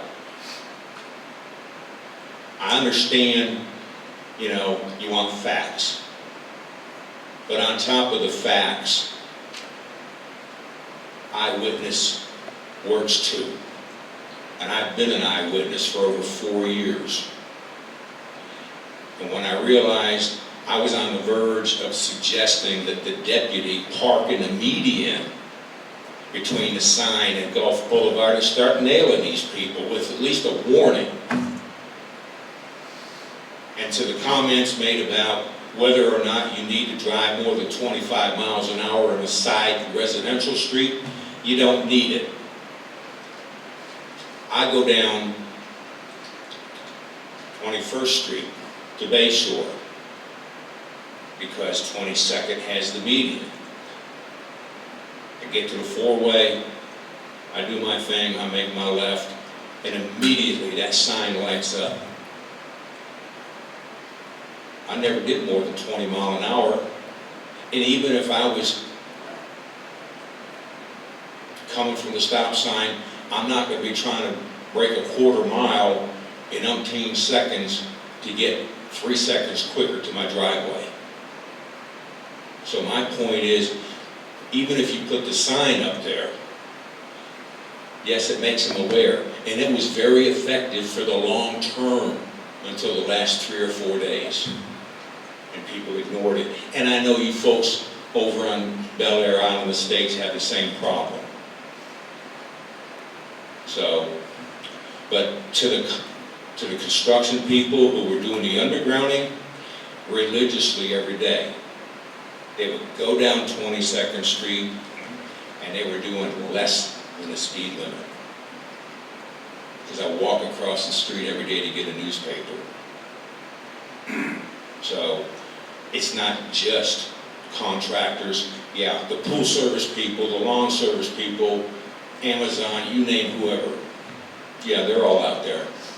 And maybe we should suggest to the sheriff less latitude.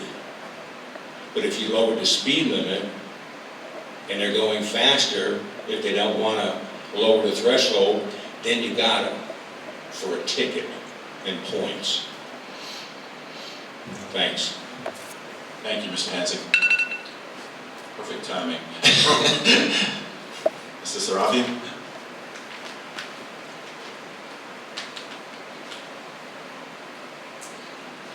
Serafian, 408 22nd Street. Let me say that 22nd Street is a unique street in Bel Air Beach in that it's a divided highway, and it's long. And with your point, Mr. Gunn, about parent supervising and exaggerated perception, I'll give you 2 examples which align with me. I was with my boy in his little monster truck by the curbside, talking to a neighbor, just come back from the beach, just to the curbside. The Humvee came running down the 22nd Street and just missed us by this much. He went to the end of the street, and I went to the middle of the street, waited for him to come back, because I knew he was not from our neighborhood. He was looking for a property. And I stopped in the middle of the street. And I didn't know that I had so much profane words in my language. I had lost it. He told me he was very sorry. He didn't see because of Humvee. He was looking at the streets. And my boy was lower to the ground. He said he was a physician. He was very sorry. Things have changed since the 1950s when 25-mile-an-hour zones were put in. Cell phones. Sidewalks are not as apparent.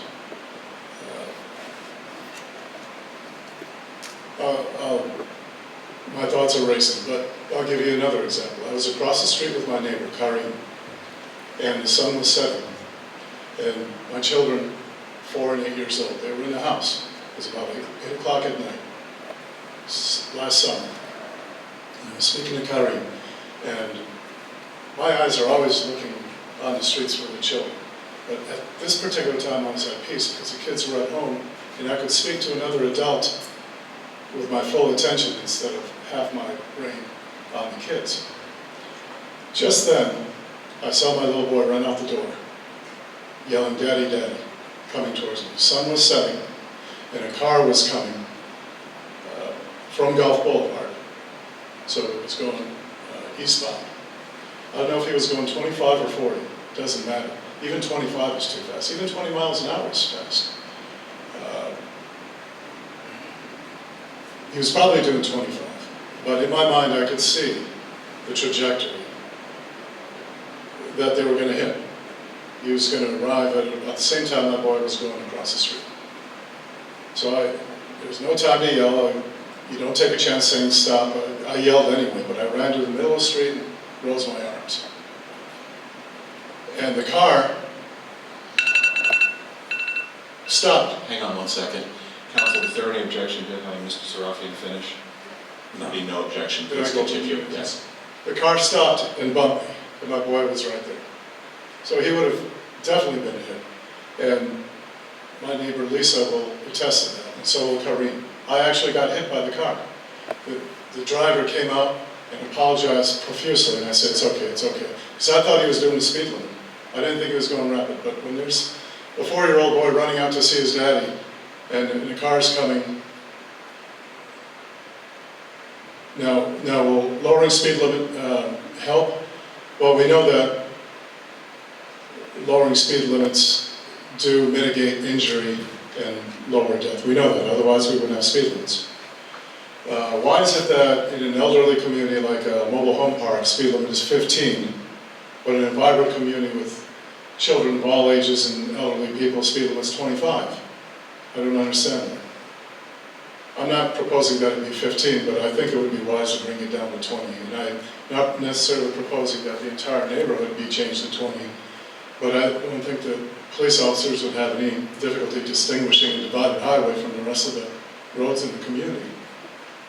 But those are 2 events that I was supervising the children, and it was a near fatality.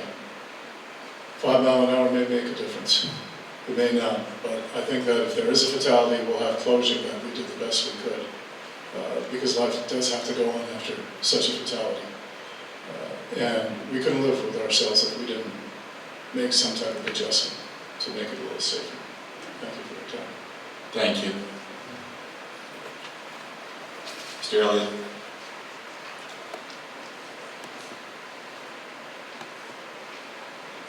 Hello everyone, Fred Elliott, 2202 Donato Drive. I have a question for Lynn. Lynn, Mr. Elliott, you have to direct it to us. Okay, to the council, Yes, sorry. he can answer it later if he wishes. I have a question to the council. Am I correct, or on First Street, and Second Street, was there a speeding problem in the past and you guys put bumps there?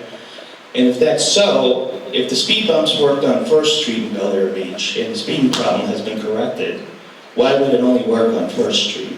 And my second part of my question is, so this is a discussion we're having. Are you guys able to make it an agenda item to put 2 signs, electronic signs on, one on Donato, one on 22nd tonight, so they can come for a second reading next council member, and maybe get approved in the near future? Those are my 2 questions, thank you. I'll answer the question while you're standing up if I have council's permission to do so, because typically we don't answer a question, but no problem? Seeing no objection. If someone makes a motion tonight to amend the agenda, we'll need a 2/3 majority to change that agenda, and then we can proceed and have the discussion to do basically whatever we want. We'd have to amend the agenda, and this is the last agenda item, so it's going to have to happen right after this comes back to council. And as for your other speed bump. There are speed bumps on First and Second Street. I don't know how effective they've been. I've heard from the residents that they have been effective. Do we know why we put the speed bumps on First and Second Street? I mean, did it come up because of speeding from Indian Rocks Beach? Because I know Indian Rocks Beach comes in there. So was that complaints by those residents? People cutting through and speeding. Cutting through, going to Indian Rocks and speeding. So very similar. Clarify, they're not speed bumps, they're speed tables. Tables, yes. Yeah, because speed bumps just come. Speed bumps are much preferred. And it was to slow them down, plus we have a stop sign there. That's what it was put. Does the city see that that has worked? I think it's been a year or 2 since they've been there. About a year, it has worked. So it has worked, and so that would be something I think most of the residents, even though, and has it affected EMS at all? No, because they're basically, they're not a Bump, they're just a table. hitting, it's almost like a ramp to a hump, and then you go back down. Lower, it's a lower, the bump is a, Yeah, I don't bump know, takes a bump is toll on cars. The other thing is more just the elevation in the road, it slows you down, but it won't rip up your front. Yeah, a bump takes a toll on motorcycles, bicycles, cars, I understand, but, so how do we work on a process to A, get the signs, the electronic signs, since it seems that people are approved to the electronic signs and they're a minimal cost, and B, how can we work towards some speed tables? So, because I live on the corner of Donato and 22nd, and I'm going to use my smarts with this. I built a hedge in my front yard, because when I bought that house, there was no, I don't want to use the word hedge because that might be a shrub fixture. But when I built this, it was because when I first bought the house, I couldn't go out in the front yard with my children. The cars, there was no stop sign on 22nd at that time. It was a yield sign, and people would scoot around there like there was no problem. So I was afraid to bring my children out there. Now at least I have a little safety from them. But I see, you know, when I first moved in, there were 2 children, my 2 children, instead of the old today. Now there's probably 20 children on that street.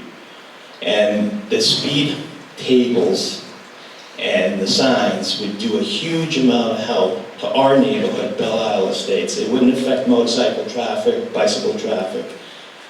And it could put this whole thing at rest. And if you'd like to put a speed table further down, it would put the whole speed issue probably to rest for good. And I know it's mostly the construction people that you can't all day long between, and not to keep rambling, but Amazon and UPS and FedEx, they're just going to become a bigger part. 10 years from now, I'll be asking for nets so these hovercrafts can stop delivering packages in my yard. But right now, those trucks are non-stop all day long. Thank you very much for all your hard work. Thank you. Citizen comments. So yes, sir.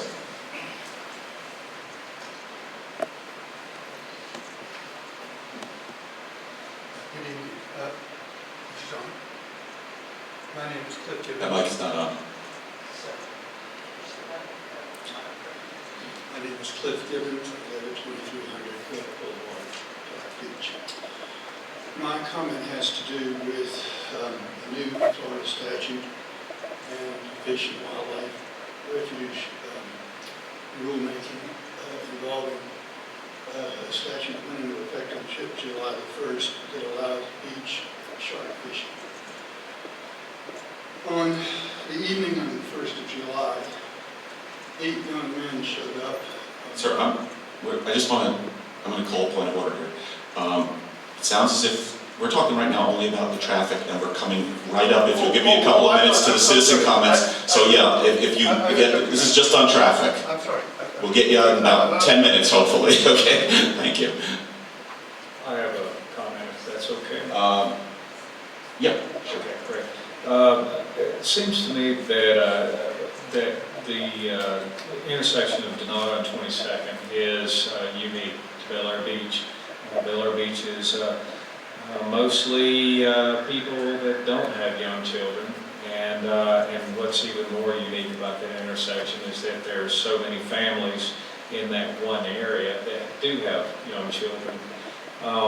Anywhere where I've ever lived in the past, there's something missing from that street that normally occurs in any other street, and it's very minimalistic, and it's probably the very first thing we should try, which is simply a slow children at play sign.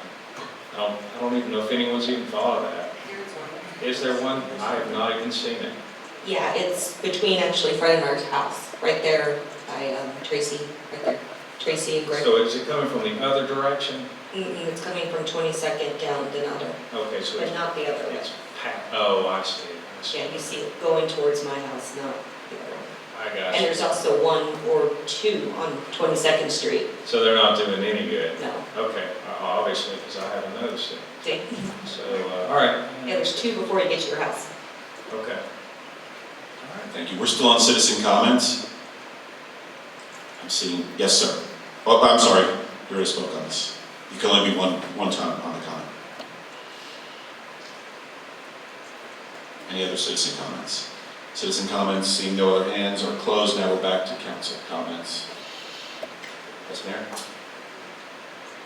22nd Street is a very unique street because it's divided and it's a major arterial back to Bellevue Estates. I understand that.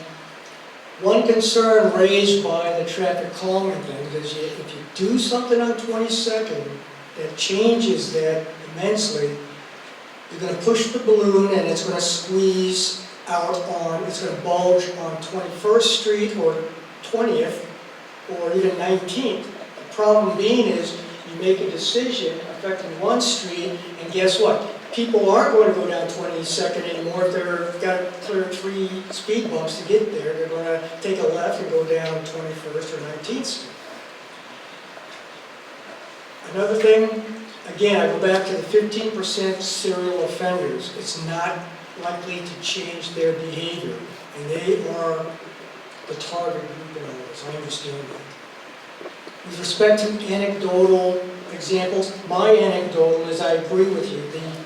That little portion of 22nd just before turning onto Donato, guess what? I've made 2 panic stops there, one for a small puppy running out in the street and one for an unsupervised child. So I too have anecdotal examples there too, and I'll leave it at that. With respect to mobile home parks having speed limits of 15, I think that's more an example of confined spaces and tight maneuvering of vehicles in those mobile home parks.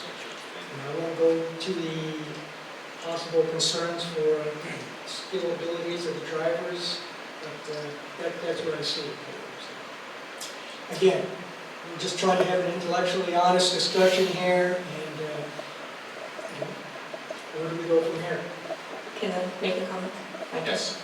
So, listening to our citizens, I think what they're asking for is something. So maybe we can make the 22nd Donato Bellevue Estates Isle kind of a pilot project and see how it goes. Maybe starting with the 2 signs. If that's not successful, maybe the speed table, maybe take it one step at a time and use that as the pilot project. If it works, great, then you can branch it out to Belle Isle or Bayshore or any other like straight, long, narrow way.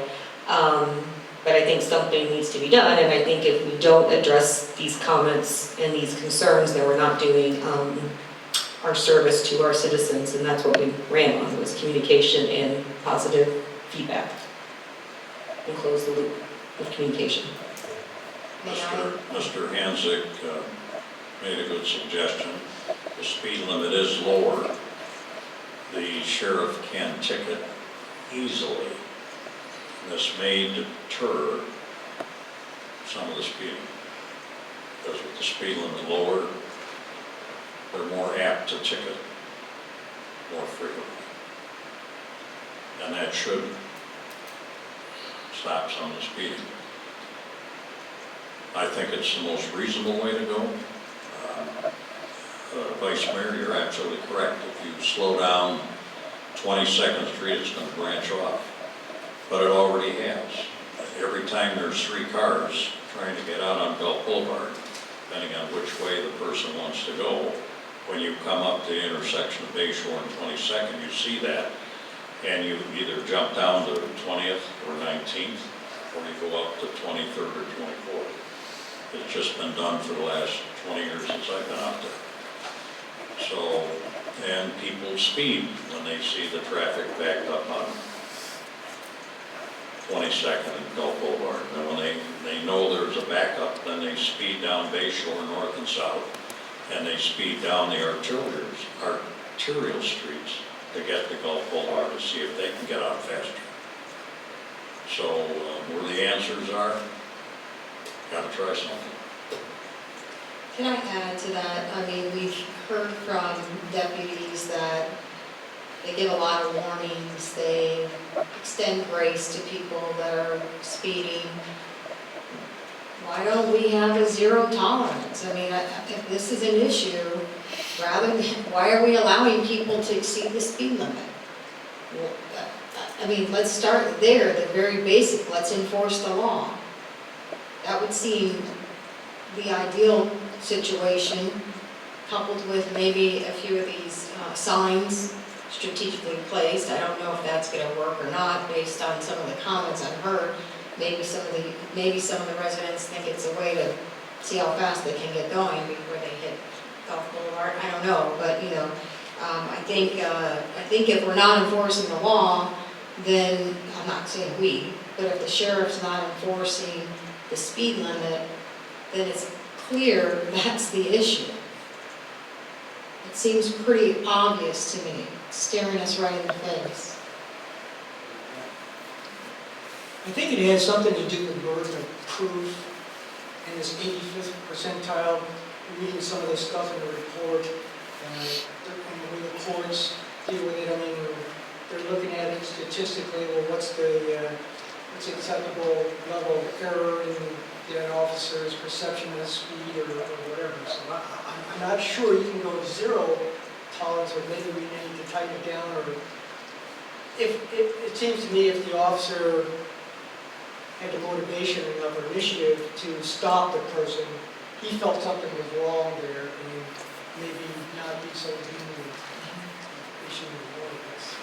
I kind of agree with that. Because it sounds like a lot of the issues are non-residents. I mean, we might have issues with residents, but it sounds like a lot of the problems are non-resident. I know on my street, I have a constant stream of cars just driving down, turning around the cul-de-sac and leaving. That's an ongoing problem, people, looking at houses, what have you. So, I mean, and maybe that is the lion's share of the problem, I don't know, was one of the examples given earlier. So, if there's a way maybe we could enforce the speed limit a little more, I think that would be a huge help. But I don't know how we solve how this discussion, because that's all it is right now. There's no motion, there's nothing presented in front of us. How do we move forward? Council? You can't move forward, that's why I objected in the beginning. We can't move forward with an initiative here. Counselor? Let me read to you a portion of section 58-4. It's subsection D, which is amendment. All speed limit zones established by this section shall be lawful until such time as they are amended by the City Council. No amendment to the provisions of this section shall be enacted by the city council until after an investigation determines such a change is reasonable as stated in Florida statute section 316, 180.189, paren 1. And I can read that too, but it doesn't really give much insight into what investigation you should actually be doing. The question was posed, where do we go from here? If you're going to amend the speed limits and change them, then what I would recommend you do is bring it up as a specific agenda item with the specific streets that are going to be changed. If you're going to do something such as the interactive sign, that is not, this provision doesn't apply because you're not amending the speed limit, you're only doing something that is a traffic control measure. So that you could conceivably do tonight if you chose to. But for purposes of changing the applicable speed limits, you have to go through that procedure. I'd like to amend my original motion. Besides the discussion, I move that the city manager investigate the acquisition of 3 radar speed signs and to think about the locations, one for 22nd at the Gulf Boulevard end, one on 22nd as you approach Donato, and then one on Donato as you approach 22nd. Second, Second. open for discussion on the amendment. Can I amend that amendment? You can. But Madam only Clerk, to- please take these notes because I can't write fast enough right now. And if we're going to that extent on 22nd, I would only suggest that we would add Belle Isle to the list and possibly a couple of, maybe amend that to say 5 units and put 2 on Belle Isle where you feel they would best be suited. I would second that amendment. Okay, wait one second. All right, so if I understand it correctly, are we saying to expand, Vice Mayor made a proposal for 3 sites. Would it be, you're saying 5, in case it turns out that there's 6, I mean, do we want to give the city manager some discretion here, maybe, and just keep it a little bit open-ended and say, get back to us, and if so, with what data? Because Vice Mayor likes his numbers in detail, and I agree with them. I don't want to just make changes wholesale here if we don't need them. My street doesn't need it, but other streets do need it, I know that. So I don't know how we can write this so that we give you good information to proceed. I was gonna put one in front of the mayor's house. I have enough signs in front of my house. And that is a problem, because we have no sidewalks, and no matter who gets a permanently mounted lit sign in their yard, Yeah, they're I love not it. going to be happy. Just throw that out there. I know there's this temptation to want to do stuff tonight, but I just don't, I'm not gonna say I told you so, this is why I didn't want to have the discussion, because we don't know what we're shooting for right now. It was a great discussion, I think we got a lot of ideas, but we've got a lot of ideas. I think we have to digest this and come back with some concrete proposals, and we've been going for an hour on this topic right now, and I'll stay here all night, I don't care, but we can propose, amendments and adjustments all night long, but I'm just not sure if we're gonna come to any kind of a consensus, because we don't have all that data. I'm not sure, I've got the police telling me 22nd Street is a problem, no doubt about it. They told me Donato is not a problem. Donato passed with flying colors. In fact, Donato, people were coming under the speed limit. That was the thing on Donato. 22nd didn't come out so good. Gulf Boulevard, you get a few bad violators. There are people who can go down Gulf Boulevard at 60 miles an hour, and they do. But, at 2 o'clock in the morning, good luck catching that. The majority of people are stuck in traffic and going slowly. So I don't know if we can, do this, and then he's gonna have to come up with more evidence for us. So I'm just not, I'll call all the motions you want, I'll call them in second, but I'm just not sure what we're voting on at this point. I think we've discovered that the residents are concerned, and that's what we wanted to get out, what I wanted to get out of it. So we got their input. Now maybe we can sit down at a work session and logically move forward. I've got 3 motions on the field right now. I've got an amendment, a second amendment, a first amendment, and a motion itself. So I have to deal with each one of those. Okay, so I'm going to withdraw my amendment. We're down to 2, thank you. I withdraw mine. We're down to 1 on the main motion. Go to work session. Take it to work session? Yes. We'll count, so that one didn't, we're back to the discussion. So do we agree to bring that to the work session? Yes, with the caveat that Lynn does some research Yes. ahead of time. So we're giving the city manager some directive? Yeah, to for do the some cost of the signs, upwards of where 5 or he 6. would recommend placement. I think And between him and the staff, they're gonna have a good understanding of what happens in the city during the day. I would just add to that, I'm looking at the Sheriff Maldonado back there. I want the sheriff's input on this, not just, Lynn knows, he and I went through the data for the boxes, so we know the hot spots without divulging it, but also the sheriff too. So Captain Lyer and Sheriff Maldonado and the other deputies that are here will let us know where you perceive the problems, but that would be the area I'd like to see the detail on. I mean, we really don't need it on every street in the city. So for our next work session is going to be next week. I don't know if you can pull this off that quickly. That's No, but- next September's work session. Yeah, I'll get you some information, and, I can collect it, and we'll just email it to you, so you got it. Do we have consensus on that? All in favor? Aye. Anyone opposed? It's unanimous. You're so directed. Okay. We are finished with the regular agenda. We're now going to go into the comments, beginning with the city attorney. It's citizens' comments. Oh, I'm sorry, we have citizens' comments. I have so many notes over here. We are going to citizen comments, and I did say it before, I'm going to say it again. There's a code of conduct. If you come up to speak, you're agreeing, by virtue of coming up to speak, to abide by that code of conduct. If you hear me call point of order, please stop until we resolve that. So with that, I will open it up to citizen comments. Yes, sir. And if you don't mind speaking up just a bit, because I was having a tough time here. Sure. Move this closer. That's better. My name is Cliff Gibbons. I live at 2300 Gulf Boulevard. I've lived there practically 50 years on and off, so I know the area quite well. The state legislature, in its wisdom, as of July the 1st, allows now shark fishing on beaches.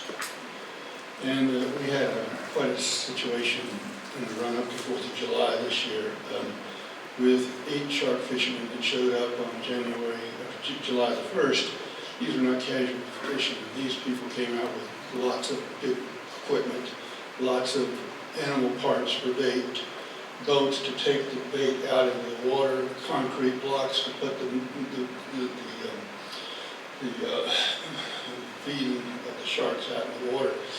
And this went on all night. Now, the police were called on numerous occasions, and they came, but they were hamstrung with the new state regulation to allow beach shark fishing. They were polite. I think there were many complaints, and they can tell you how many complaints came in, that these guys that were doing this showed a complete and utter disregard for the health and safety of all of the swimmers that were out in the Gulf, and then this went on and on. So they stayed until 3 o'clock in the morning on January the 1st, or July the 1st.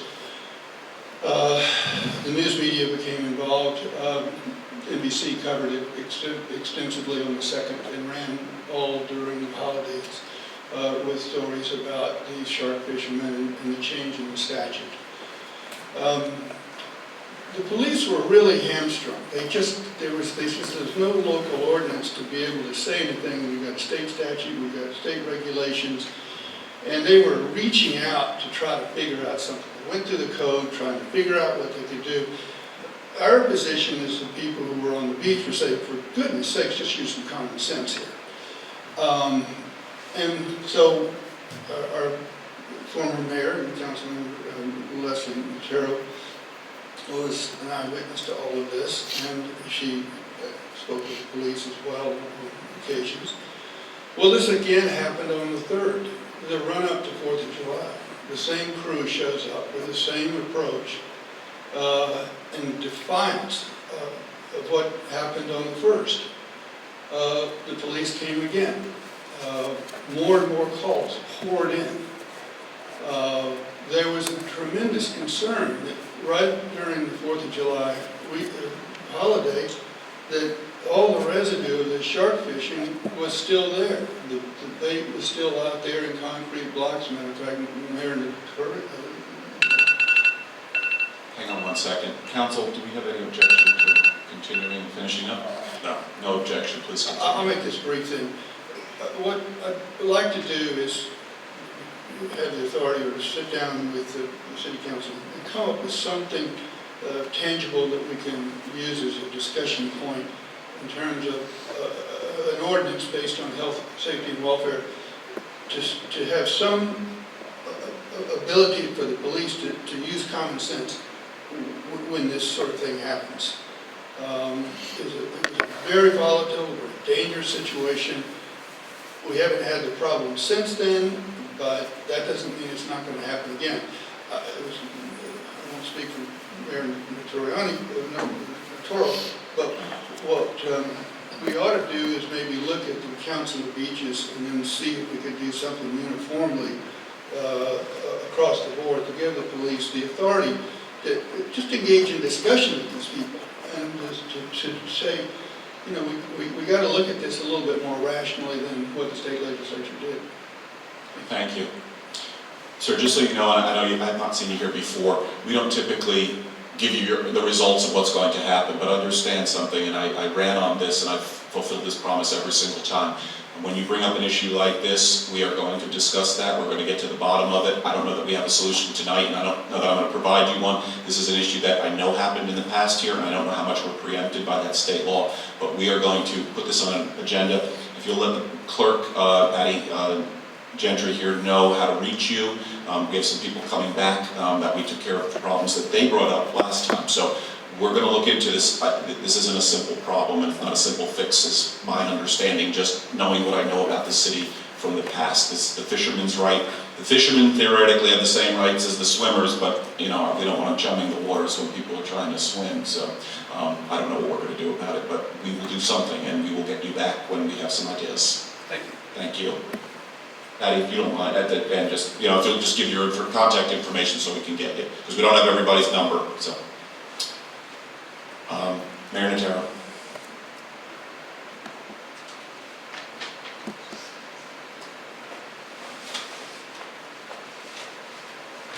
I'm not as tall as Cliff. Leslie Notaro, 2300 Gulf Boulevard. I was reading back in the April 1st meetings, where it says, Mayor Manzo advised that the agenda format has been changed to have citizen comments first, as the citizens are the most important in the city. Well, it's now been changed to have them at the end. And I don't know if that means that, and also, it is, the citizens' comments have always been first on the agenda for forever. For as long as, so it wasn't really a change to move them up. They're now moved to the end, and I've had several people posit the idea that maybe they're moved to the end because these council meetings are taking so long that they are there to disincentivize citizens from staying around to make comments. I know some people have left the meeting already tonight, so I just, you know, I would be very happy if we would move it back up to the front. Another comment, in the last, for the last several meetings, there have been a lot of, shall I say, points of order raised by the council. And so Robert's Rules of Order, I pulled it out, and it talks about incidental motions, one of those being a point of order. And it talks about how one makes a point of order. It's not debatable, it's decided by the presiding officer. But nevertheless, it is a motion. And our city council, our city code says, the mayor shall vote on matters as a regular member of the council, but shall not move or second a motion. Now, whether, I believe that precludes the mayor from making a point of order, and it seems at least tonight all the points of orders that have been made by the mayor. So I'm just going by Robert's Rules of Order and our city ordinances. Thank you. I have council's permission to respond, which is the typical order. No objection? I'm going to respond then. Take both of your topics. One is the allegation that somehow citizens' comments were moved as a disincentive. They were not. We had a situation where citizens would make comments in the beginning, and just like now I'm addressing you, but we never knew what to do. We had multiple questions from the council members up here. How do you deal with it? When you were mayor, you would say thank you, and then some people would leave. But we had one citizen in particular who proceeded to make it an obscene gesture after I said thank you. So we moved these to the end so that if we so choose, and we have these, what follows now is the city attorney, city manager, city clerk, and then each one of us, we can address those afterwards. So the gentleman with the shark fishing, I gave some information, but I'm going to give a little bit more information on how we will pursue that. So that's why they were moved. Nothing nefarious about that. In terms of where they fall in the batting lineup, they can fall any place that we want them to fall. So this kind of kept the comment section in one particular place. We also had, and I will be very direct because when council and I discussed this, we also had citizens that created some scenes in the past with some of the citizen comments. And I just felt that it got the meetings off track. So for right now, citizen comments, we all agreed we're going to be moved to the back. The citizens are still the most important, and I follow up on every citizen comment. I personally follow up on them if the city manager is too busy or can't get an answer. So they're number one with me.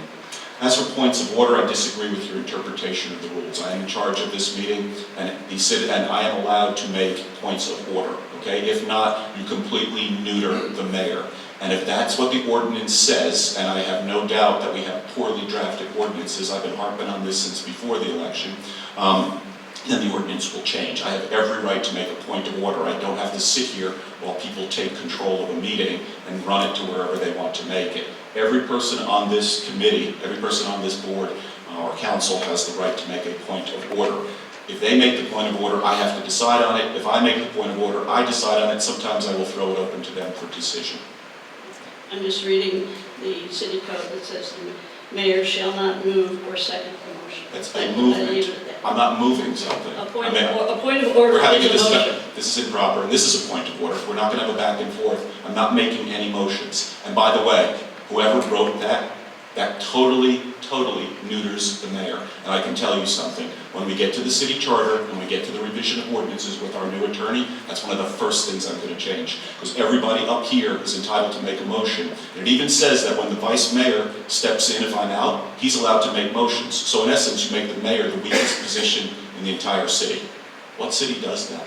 And Robert's Rules of Order does permit motion making by the chair. So this is not a debate we're going to have tonight. I responded to you. We're not going to have back and forth. I disagree with you. Okay, that's fine.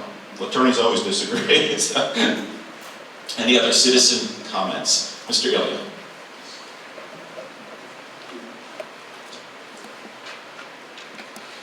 Hello, Fred Elliott, 2202 Donato Drive. I, for one, personally like citizens' comments at the end. 2 months ago, I came here with my children to support another pair of children that were doing the oath, and they had to listen to this back and forth argument that we're having exactly right now. To the point where tonight, when Mike's children were coming here to do the oath, they said to me, "Hey, Daddy, are we going to see a fight?" I said, "No, but the citizens' comments are going to be at the end now."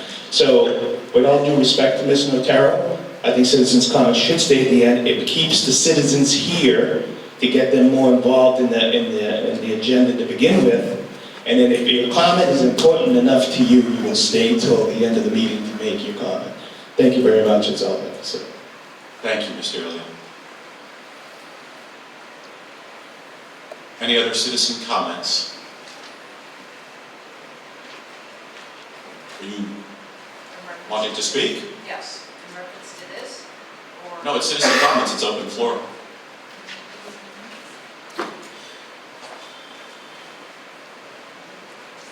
I'm seeing two people come up. Pamela Gunn. That's not, mic's not on. Can we just leave that mic on when we finish? It's on. That's perfect. Pamela Gunn, 2215 Donato Drive. I'd like to give my 3 minutes to June. So noted. June Van Scoy, 102 7th Street, Miller Beach. I asked tonight to be on the agenda in a verbal request, then a written request, because I was directed by the council to come back and to give a monthly report. I was not put on the agenda, so therefore I did send out a mass email to all the council and the mayor notifying them of that, because I wanted to comply with what your directive was for me to do. I'm going to quickly go over some things, because we have the Fall Festival coming up that I would like to see happen. We still need the sponsorship agreement gone over by the new city attorney. We still need the sponsorship policy still gone over by the city attorney. Those were directed, and I need those right away. The other thing we have addressed is all parking issues. One of my vice chair, my new vice chair, he has addressed the parking issues with the city liaison. They went through and did a thorough diagram of where parking would be for this event, so we could eliminate any problems. The city of Clearwater has reached out to me, even though the Explorers for the sheriff were not available. The city of Clearwater reached out to me, and they're kind of like Explorers. They don't call them Explorers, it's the same thing. They are willing to do the parking, plus we have the CERT team for the fire department.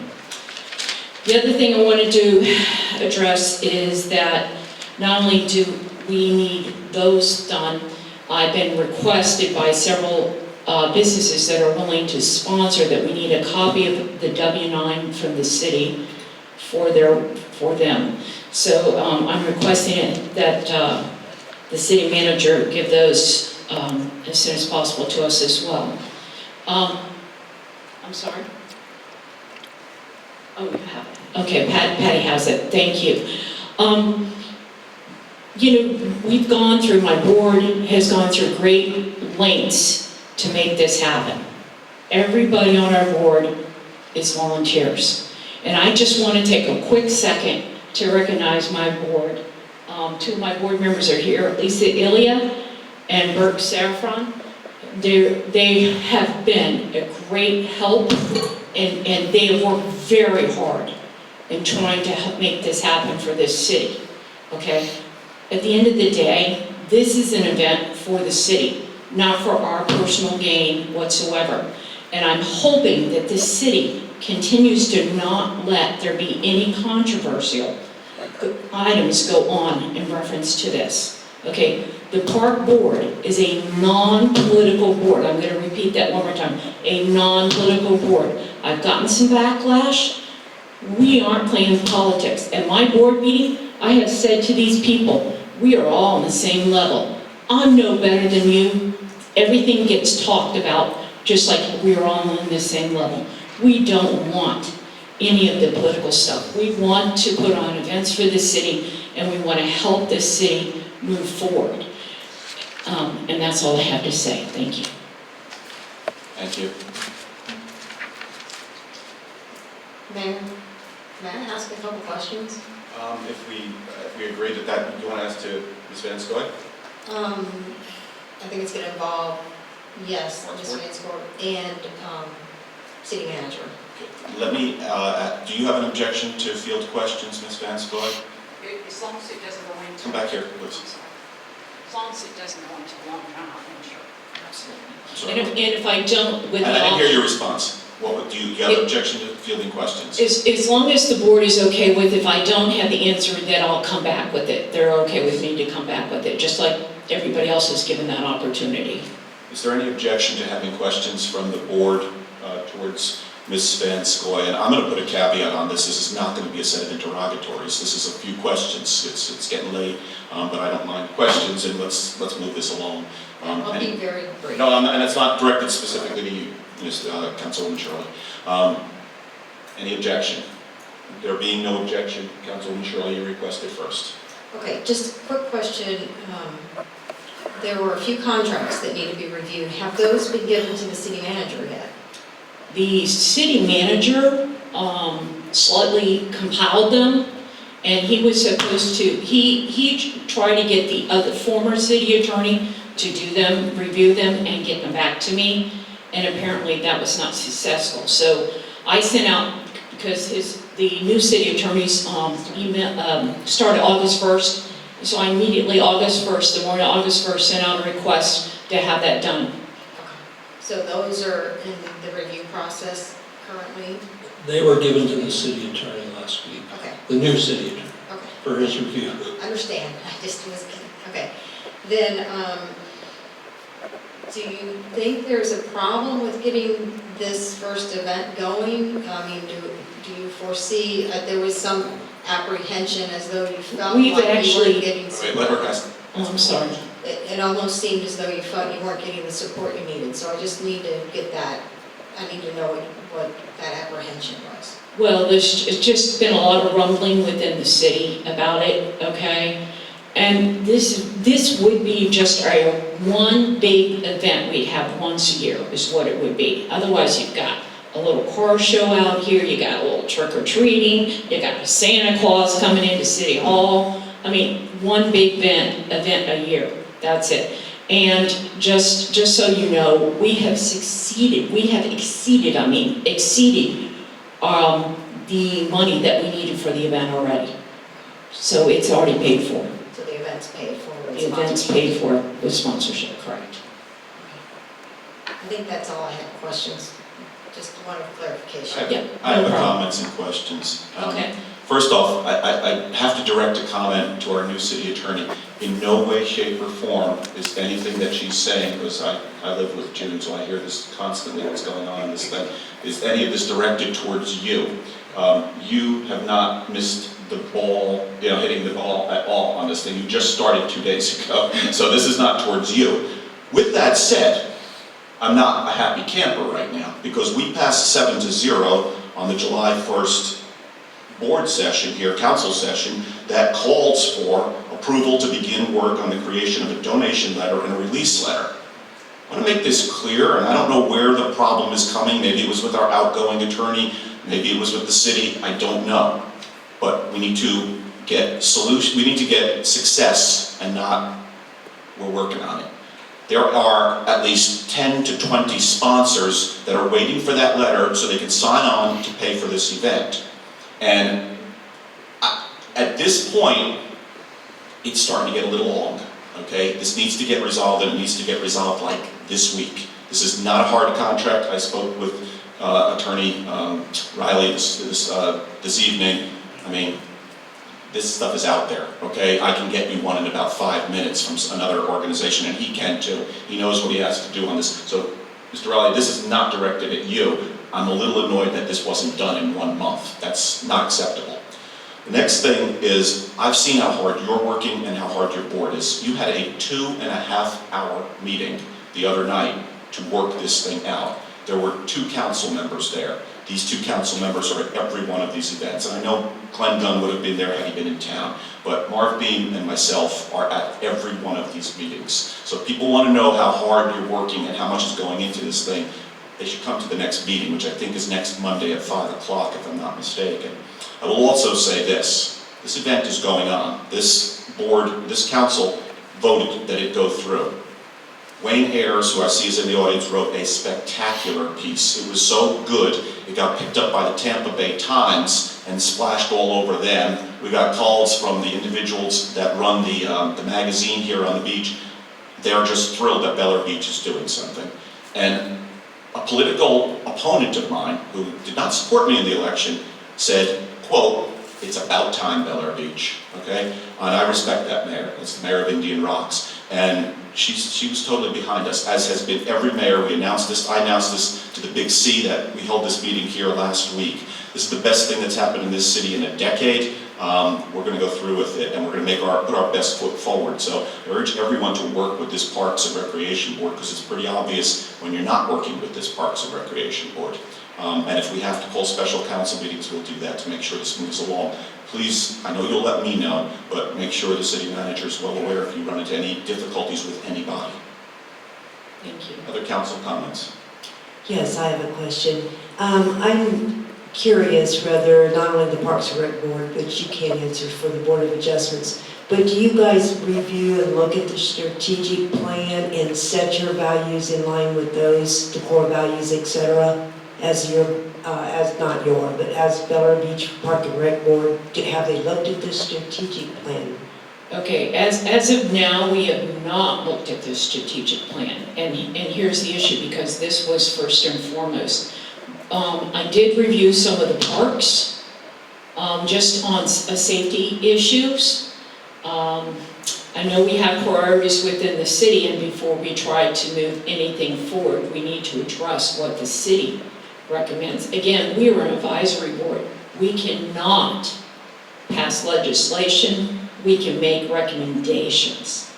So, that being said, we have not reviewed it, and no, we have not moved forward with anything else, okay? And again, this, when you talk about the strategic plan, this money is not being funded from the city, so it doesn't have anything to do with the strategic plan.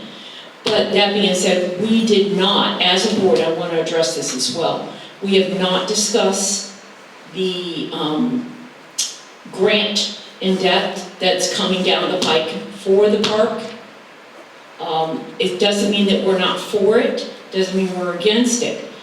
It's just that we have not discussed it in lengths, okay? I just got the rest of my board members, a few dropped out, so we've not had, other than I think two meetings? I think 2 meetings we've had full board members. So, I am going to address about maybe trying to do some fundraising for the park and other parks within our city, trying to come up with some money, but it just goes in the general fund. Nothing to match. It, you know, at the end of the day, it's the city council who will vote on that grant. We can only make recommendations, okay? So, that being said, we are an advisory board. Correct. The reason why I asked the question is there's a lot of great values and goals that Vice Mayor Gunn and the former council worked on very, very strategic and long and in-depth. So I would think it would be beneficial for the boards, all of our boards, to read those plans so that you can align your goals and objectives as the same as the city does, so that we can reach the premier status. I did not attend the 8/1 August 1st Park and Rec Board. I did ask for the audio and received that. So I'm just curious if we should ask all of our boards, and I'm asking you because you're standing here, to read the strategic plan and see if some of the stuff you're doing can align with the goals that we have set to become a premier city. I don't have any objection, do you all? No, we don't have any objections at looking at that plan, and I think it's a good thing to do. I mean, it's actually a great guideline for this whole city. That's what it was set in place for, was so that, you know, we have a goal for our city, you know. You know, when we talk about money though, if the one thing that I, again, want to reiterate is if we are successful in raising additional funds for certain things, and it's not coming out of the main budget, I hope that the council wouldn't mind straying from that strategic plan just a little bit. If it's designated funds for a certain thing within the city, if somebody were to hand me $5,000 to buy a swing set, I would not turn it down if it's designated for that, and I would hope this board wouldn't do it either. I think we're getting into hypotheticals here. The strategic plan is binding upon this council, this city, and every board, and every person who operates within the city. So it's not a question of If you'll follow it, you will follow it. And if you don't, or if you stray, or any other board strays from it, then it's this council's job to read that plan and call you on it. In terms of you implementing the strategic plan, I don't view it that way. It's our job to implement the strategic plan, and we're allowed to give you guidance in that regard. This program was proposed to try and make the city into that premier city we want to be. We're not a premier city, folks, with a garage sale, okay? We're just not. So we have to step it up, and this is the opportunity to step this thing up. And I think we're stepping up in a big way. If you remember, my suggestion was to have a Memorial Day picnic with hot dogs and soda. You guys have taken this thing into a much, much higher and much, much better level, and I think it's going to make the city look wonderful. And you know what? If it's not perfect and there's a couple little problems, that's okay. Also, if it doesn't break even, that's okay too. We agreed to fund this thing.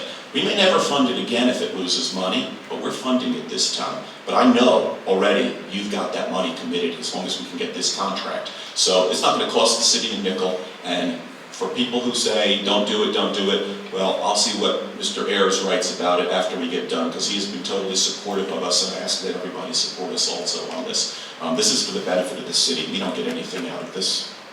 Well, and the other thing I want to mention that is when we put on events like this, okay, yes, we aren't a political board, but we put on things like this, okay, it gives this city the notoriety. So when we try to lobby legislators and things like that, it gets our name out there. And so it's actually a trickle-down effect to help this city in general. That's all I have to say. Hang on, is there any other council questions? Okay, thank you very much. Keep up the good work. Will you come back? I think I asked this last time and there was some uncertainty here. I think that we need to hear from you every month. I don't want to hear a 3-month proposal because it'll be over with by then. So I'd like to see you again in September to discuss this and let us know your progress. Well, and that being said, I'm all for that because I might need some approval, last minute approvals for this, that, or the other. For the event, some guidance from you all is always welcomed. And that's why, you know, it's a good thing if you can attend our board as well. Thank you. Patty, put me down for the first agenda item for September. I'd like to have the Parks and Recreation Board come and give a presentation. Okay, thank you. Any other citizen comments? Citizen comments are now closed for the first time ever in the city of Bel Air Beach. City Attorney, his comments. That was a nice intro, huh? Bring that microphone up just a bit there, Mr. Riley. My comments will be very brief. I really wanted to make three. The first one is thanks for the warm welcome. I really appreciate it. And everyone's been very gracious and kind to me in my short tenure here. The second thing is I wanted to say that the council as a whole, well, the next 2 points, is the thing that I've learned in my tenure at another city is that occasionally there's going to be conflicts of interest. When a conflict of interest is on the horizon, the best time to address it is prior to the meeting, because what I will do is give you the applicable legal standard, which is a Florida statute, and discuss it with you. The worst time to address it is at 5:59 when the meeting's about to start and you're over my shoulder saying, hey, I wanted to tell you about this situation.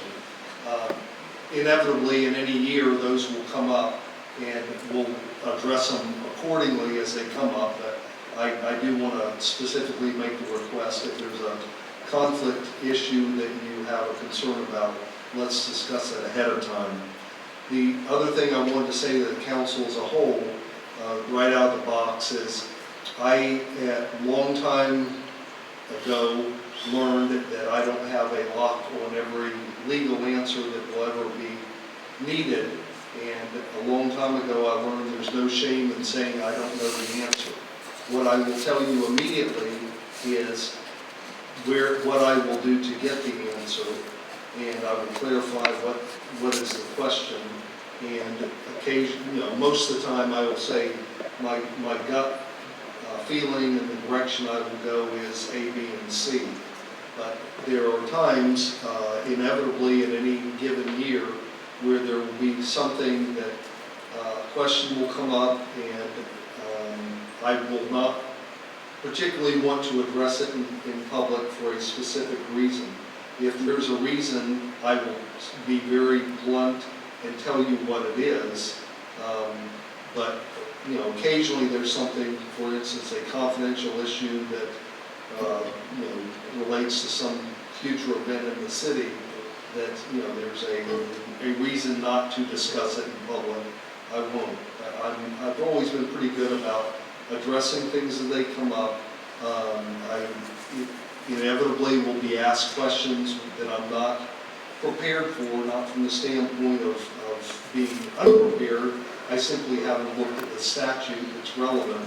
The gentleman that talked about shark fishing, that's a new one on me, and I certainly will look up the statute and become better informed about what needs to be addressed and what's possible.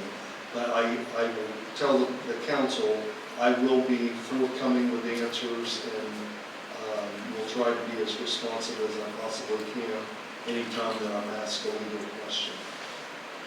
Thank you. Thank you, Mr. Riley. Mr. Reeves.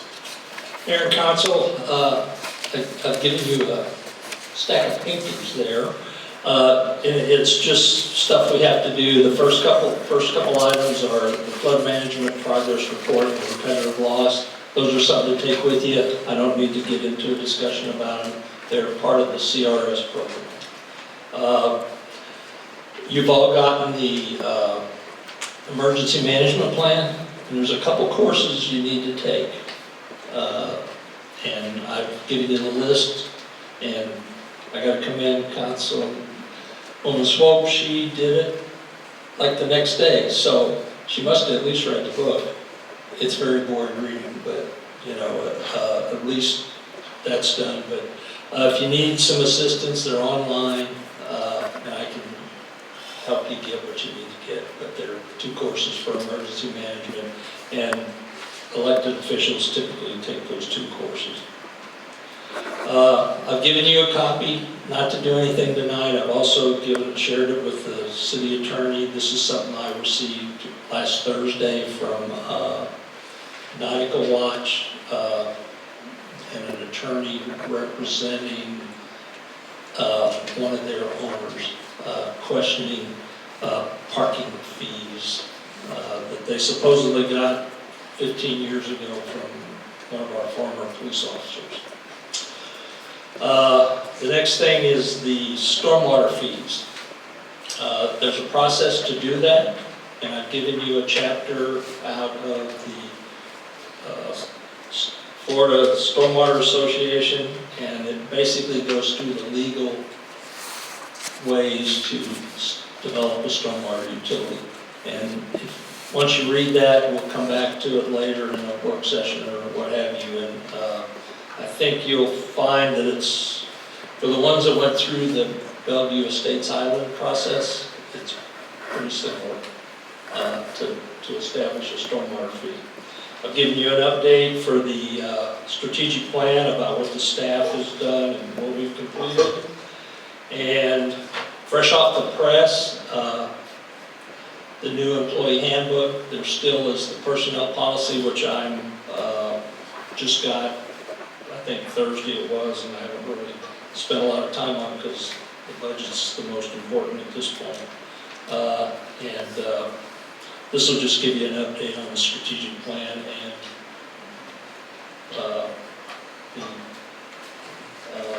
the employee handbook. Trim notices will go out the 19th of August, according to the property appraiser. We got everything certified into there, and then we'll have further discussion on that.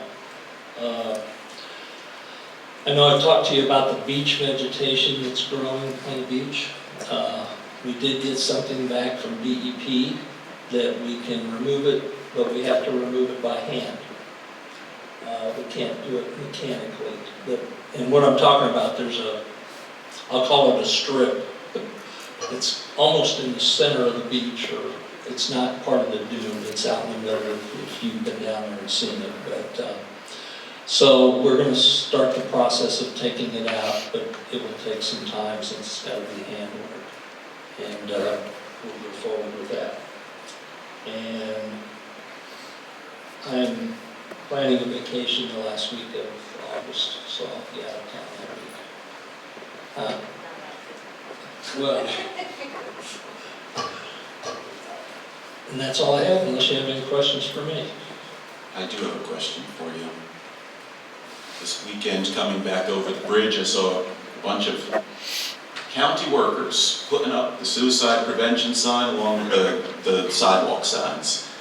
Where's Mr. Washburn's report? We met with him June 19th on traffic, not traffic calming measures, but traffic eradication measures, and I haven't heard a peep from him. I sent him an email and also left him a voicemail, so we'll try to get something out of him. The mayor would like it by the end of this week, or the mayor is going to call the county commissioner friends he's met. Okay. Okay, he's had long enough, really, 2 months. Yeah, he told us a month or something. Yeah, well, he's on 2. So, Yeah, but I did send him, because you had mentioned that to me, so I sent him an email and left a voicemail for him also. I can get it done quicker. Thank you, Mr. Davis. That's all I had. But I appreciate the county putting up the suicide prevention signs. We had, for the folks that don't know, we had 2 people jumped or attempted to jump, and it prompted me to make a request for that. Just if it helps one person, it's worthwhile. So hopefully we'll never need them. But thank you. I have a question. Yes.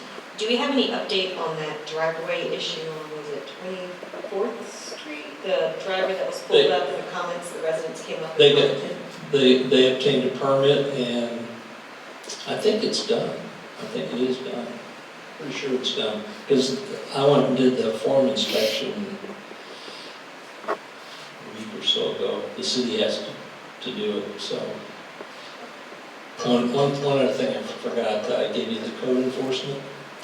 And we had 32 things that went on. 23 of them were, or what I should say is 29 of them were proactive things that we did instead of having a complaint. During the month of July, we only received 3 complaints. The other things we did were proactive, so kudos to Laura for she's kind of doing triple duty right now.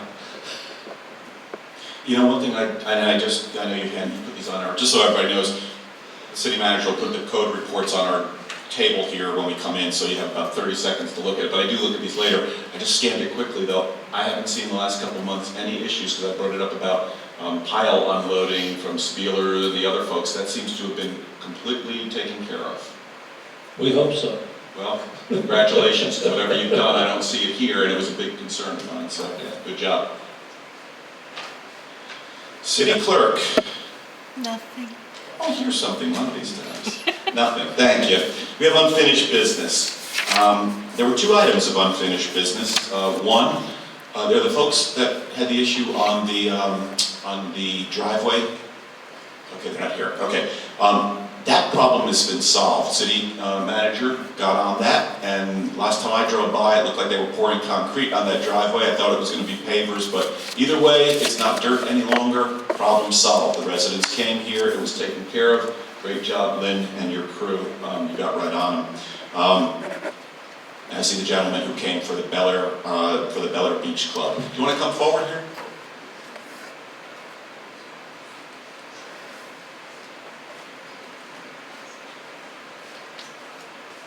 Just for the record, if you want to put your name on the record. Carol Connery, 3210 Gulf Boulevard. I'm the president of the Bel Air Sands County Association. And John Hayes, I'm a resident at 3210 Gulf Boulevard. And I invited you back, but I would have invited you back if we'd solved it or didn't solve it, because we try to, just like the gentleman that has this shark issue, we're going to try and deal with it. We can't solve every problem in the city. This one I'll take credit for solving. I know our city manager reached out to these folks. They pleaded ignorance. They said they never got a call from him. I know he called because he told me he called. We just went and visited him. June caught him on a Saturday when I happened to be away. She said the mayor wants to see you. I came and saw him on Monday. I met with the city, I met with their manager. He couldn't have been more receptive to me. And he is going to do several things. He already sent me a copy of the information that he's going to hand out to every resident that comes there. The problem, or every renter that comes there. They have people who have condos that are, I guess, being rented, and then they have people who are coming in for the, for the hotel, for the motel portion of it. He controls the motel portion of it, but he also supervises the whole property. Either way, he's went back to the permanent owners and reminded them of the ordinance. He's told them about the dollars that it costs if you bring a pet on the beach. Obviously, we're not talking about service dogs. They're exempt under law. These weren't, as in his opinion, these were not service dogs. And even if you have a service dog, it doesn't give you the right to have the service dog leave its, stuff on the beach, okay? You're not allowed to do that. Nor does it give you the right to let the service dog run wild on the beach. So he's going to let everyone know about that. He's going to step up big vigilance. Much like our city, he doesn't have a big staff. He has 2 people. So he's going to let the desk clerk know. He's also going to issue these informations to everybody and have them actually sign. We're going to get a description of the dog. So, if it's a black German Shepherd, at least he'll know who had the black German Shepherd. Some of these people, they rent once, you never see them again. And as I told him, if you get the individual who happens to just say, I'll do what I want, that's fine. I see the 2 sheriff's deputies in the back. They will explain to him what the $160 fine and how it can be paid. I said, we're not going to have it in our city. We're just not going to have this kind of stuff happening. Totally cooperative. Now, what he did say is sometimes that there may be people from adjacent condos that also do, bring their dogs there. Also, they're only there till 9 o'clock at night. So what goes on at 10 o'clock or 11 o'clock at night or, 4 o'clock in the morning, if somebody gets up early, we can't always police it. So everybody's going to do their best to keep an eye out for what's going on. Obviously, if somebody sees something, you call the sheriff as your first line of defense. They can and will, and they should, issue summonses on this. These people have been told the information. They did ask, and I mentioned this briefly with Lynn Reeves. He was extremely busy, and I told him we would go over it here.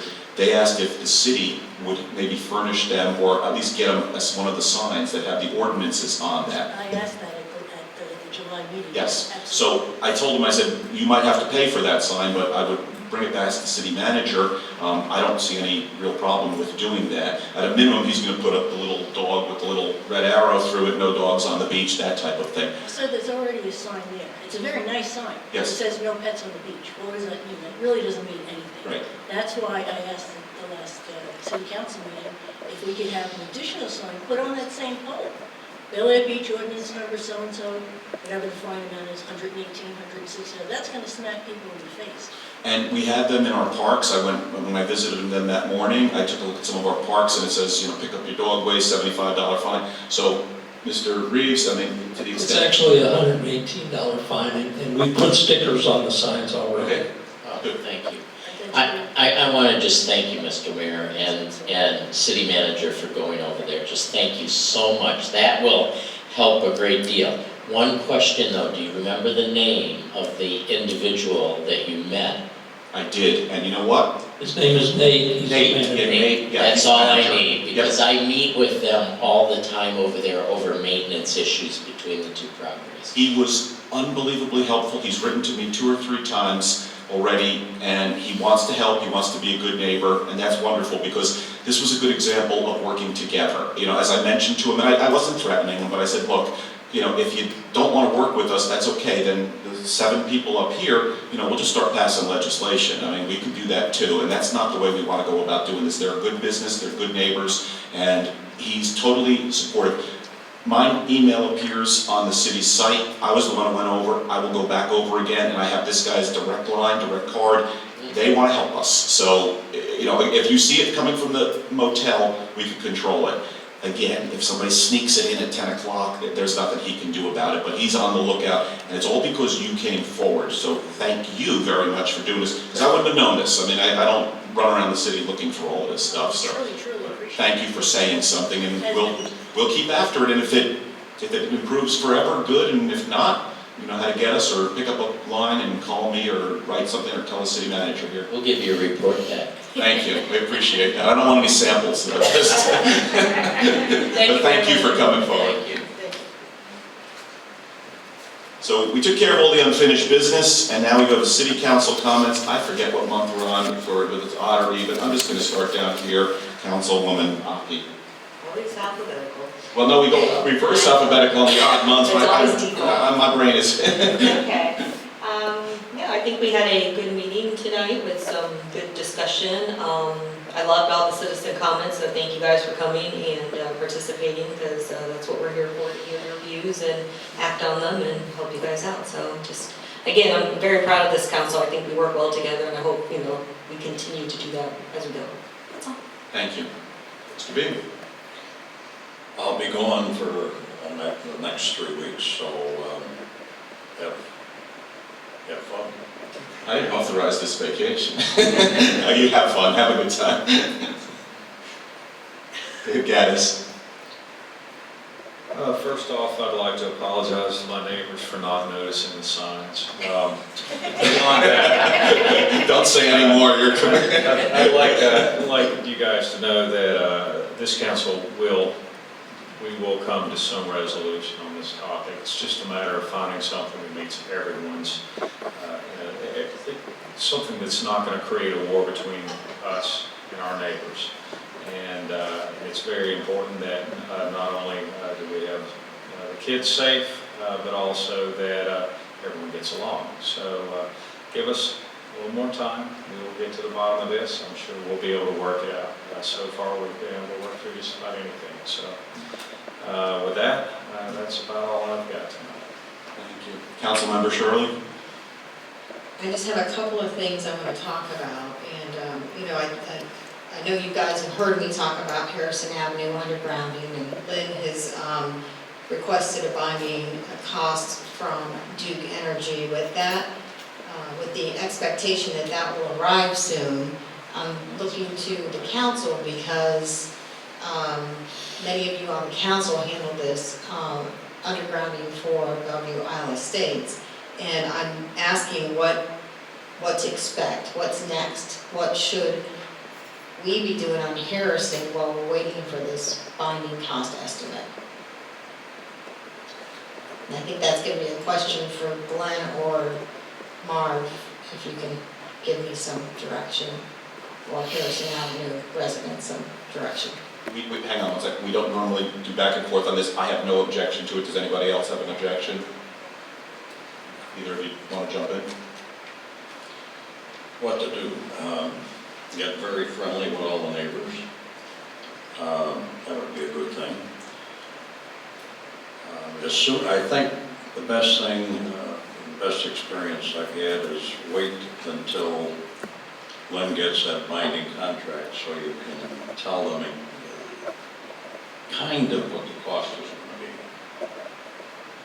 We started out first, because there was no direction, going to a contractor and getting some answers, and of course they ended up being wrong.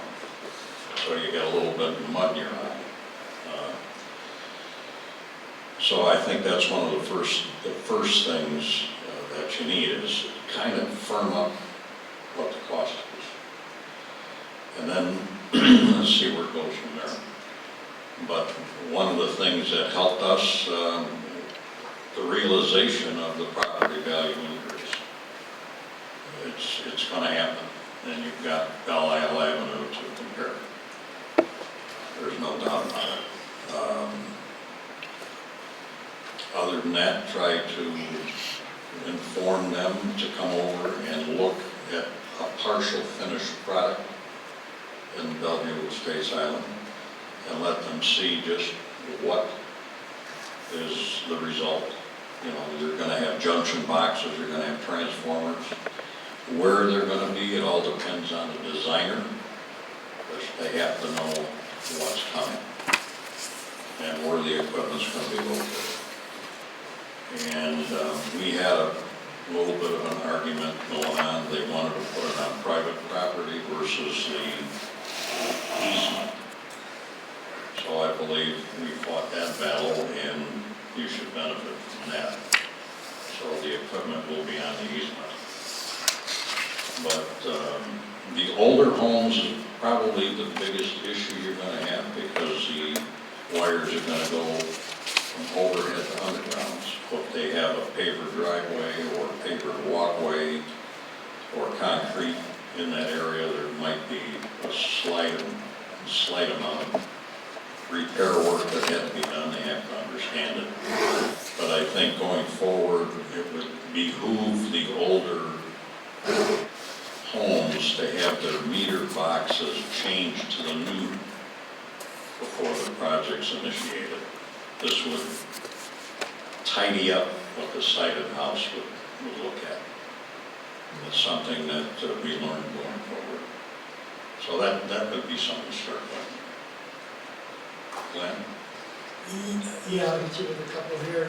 Communication with all your neighbors, and start tightening that up and open up the lines of communication and back and forth. Assessment methodology is going to be a big one because you're going to have to show that equal benefits or benefits is commensurate with whatever the individual property owner is being assessed. So you're going to need to come up with an assessment methodology there. And it's probably, just like Marv alluded to, it's going to be split between a base cost for supplying undergrounding to the curb, and then because you've got so many renovations, and the vast majority are already undergrounded to the curb, there's probably onesies, twosies out there that's still required, and that's going to be an additional cost. So you need to take a good look at the cost and the assessment methodology. Once you have the cost and the assessment methodology, you can start looking and building a straw man for the petition. So if you already have that, all you got to do is fill in the blanks when you get it, and you can be working on that now so that when you have those finalized costs, you can just get it on the street and keep moving on this thing. Because I would imagine if I'm going to work with Chris Rowe again, I imagine there's going to be some issues there. Yeah, I assume Libby will help us with the methodology. So I talked to her a little bit about this and something else. And lastly, I would just throw out the street lighting issue. When the poles are going to come down, what are you going to want to replace it with? Do you want to go with what we kind of envision to be the standard concrete pole replacement, or do you guys want to go with fancy signature Harrison? So I think those are it. Thank I'll you. sit down and pick up some of those. Yeah, thank you. And you can share with Glenn and then you can provide it to So me. he's got the cookbook. Yeah, because, I mean, we can't talk about this, so I'm trying to get some answers. I appreciate you guys' support and help on that. The only other thing is I know Lynn's been diligent on the stormwater, those stormwater fees, and I assume now that we've got an attorney on board, we'll be able to address some of that. And then another issue that Mr. Gaddis brought up that's been kind of weighing heavy on my mind is these hotels, motels that act and look like hotels and motels, but we say they're condos. I think we've got some issues going on there. And I think we need to dig a little deeper into that, and that's probably going to require some involvement from the attorney to help us through that and looking at how they're zoned. Are they, I'm looking at the tax appraiser site, and zoning seems a little, it says condo motel conversion. I don't know what that is. I'm not sure. So, are they being used properly? Did someone do a conversion and not come to the city and handle it through the county? There's a whole lot of questions that are uncovered that I just started thinking about after Dave brought it up in a meeting. So I think it's something we need to dig a little deeper into. Because if we're truly not a commercial, if we have no commercial properties, then we have no commercial properties. But it looks like we have commercial properties, and we need to quit saying that if that's the case. So just kind of food for thought. And thank you everyone for attending the meeting. I appreciate everyone's involvement. That's it. Thank you. Councilmember Swope? Yes, I would like to say I attended the first Big C meeting the other day, and I was extremely impressed by the way it was handled, and also by meeting some of the most amazing mayors from our neighboring cities. It really is a benefit for us to work in a very nice and pleasant way with our neighboring cities. We accomplish so much more. And other than that, we've moved item 10 to the work session, so I'll bring my notes to that, and have a great evening. Thank you. Vice Mayor Gunn? Citizen comments. Refresh my memory. I remember when it moved to the end, but I don't remember any discussion leading up to that. In other words, was it a consensus opinion to move that? I guess. We discussed it in the work session. That was consensus, yes.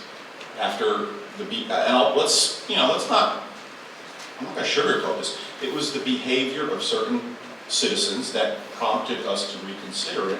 And also, we had, I think, asked 2 or 3 times, people asked on the council, what should we do? Should we answer them? Should we not answer them? So there was this confusion, and the logical thing was bring all the comments together at the end of the meeting, so. And Thanks for clearing that up. I didn't take my jingle this morning. So it's okay. I didn't remember that discussion. The shark fishing issue, I guess that's something that can go to the Big C in Florida League of Cities. I imagine we're not the only show in town having this issue, so I mean, maybe somebody's got cracked the code on that already. This hotel condo issue, yeah, I think you're absolutely right. More importantly, besides just the labeling, is are we missing some revenue opportunities there? That's the big one for me. So I mean, we really need to dig into that. I think you hit the nail there on the head on that one. Next work session, I think we need to figure out a date. I know the city manager has some questions on what's going to be the best date for that. There's been some new developments in the budget, so we're going to have to probably use the next work session to revisit some issues on the budget. So I don't know if you want to fill in on that now, or wait. We spoke about next Monday, but I mean, I have 10 items for this thing. Any one of them you could discuss all night. Jody Shirley and Dave Gaddis just brought up an item that they're spot on, and that's a whole night discussion. I mean, we have to kind of pick and choose, so I think next Monday at a minimum. So. No, I guess I was referring to, do we need to discuss why we need to elevate the budget? Well, there's,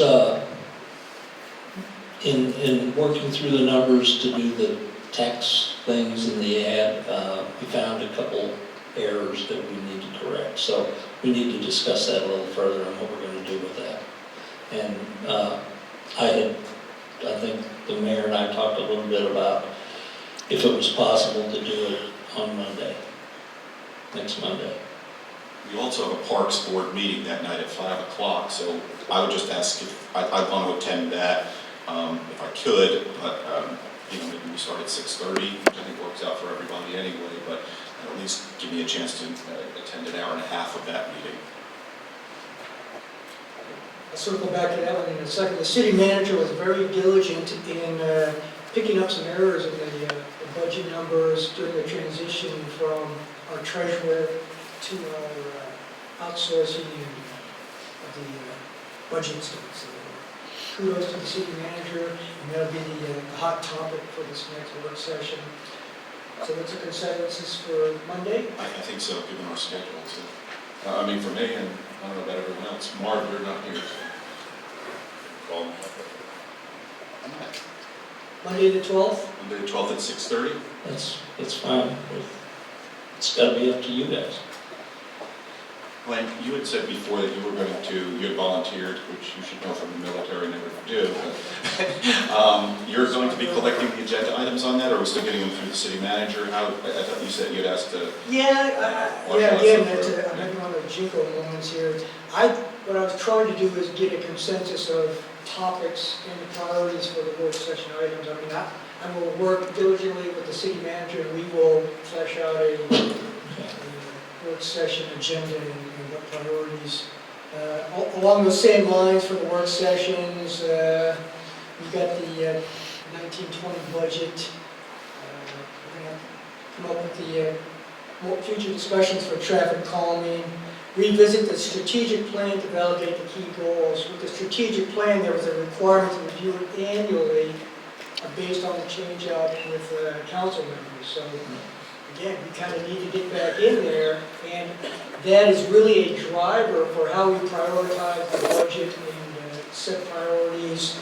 So we kind of, we started the budget build without really doing it, so the cart's kind of behind. We just need to redo that. And along the same lines, once we do that, we can revisit the capital improvement project, reprioritize those. Something that's lacking right now is we really need to define what some of these end projects are supposed to look like. If we don't know what they're supposed to look like, we don't know how to get there and what the cost is going to be, especially if we can identify what it's supposed to look like, we can declare a victory and kind of figure out what the recurring maintenance costs are. Once we do that, it gives us a big leg up on the budget. Lastly, best practices, we can throw that into any work session. Somebody sees something that they think we can do in a better way, or they see it somewhere else, I don't mean, let's do that. Thank you. Addressing the citizens' comment regarding the shark fishing, I remember in prepping for my candidacy the issue of fishing on the beach, and I think there was a prior ordinance, and I think the resolution is the ordinance never passed because I believe the upshot was the fishermen have as much right to the beach as anyone else. However, we're not going to have shark fishing where people are swimming. So this is something we're going to take a very hard look at and see what we can do. Unfortunately, sometimes the price of legislation from Tallahassee is a preemption on what we can do. So let's see what we can do. We'll work with our city attorney here. We typically, Patty, please put this as an unfinished item. It'll show up next month and it'll keep showing up until we get it done. I have the patience of a 2-year-old, so if it's there more than 30 days, we will definitely move it to a special meeting if we have to get some resolution on it. I'm not going in any particular order. 9/11 is coming up, and June and I have worked very hard, and I wanted to bring it to the council now that we have some definite commitments here. What I would like to do is have a brief ceremony honoring the fire, the police, and the military, and also the citizens by also issuing a proclamation. The ceremony is not going to take more than about 5 or 10 minutes at the beginning. It would be during our Pledge of Allegiance. The fire company, the fire department is willing to give us a honor guard for that evening, and we have to pass. I will write the resolution.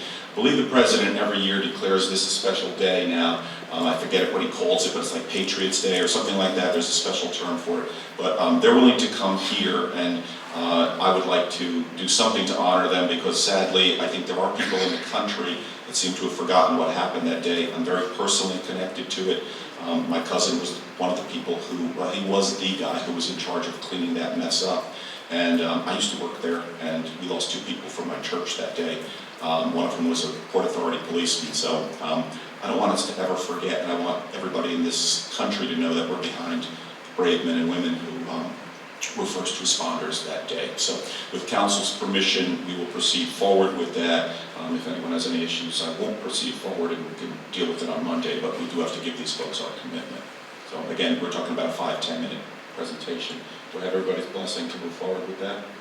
Thank you. The work session was one of the things, thank you, will be next week. I had a meeting with the fire chief actually in connection with this, Chief Burton. Hadn't seen him since, well, actually quite a while. And he had also asked if, and I recommended to him, I said, Chief, the only time we get to see you here is usually when there's some type of a referendum for tax increases, and it's not the best time to come here. I said, maybe you want to come here and address us every once in a while. And he said, can I come quarterly? I said, I will ask the council. So do we have an objection? Because he would like to come for October, have a brief discussion on fire prevention. No objection. I told him to keep it around 10 minutes, not 2 hours, so like 10 minutes. Thank you. We'll proceed with that. We'll get in touch with him.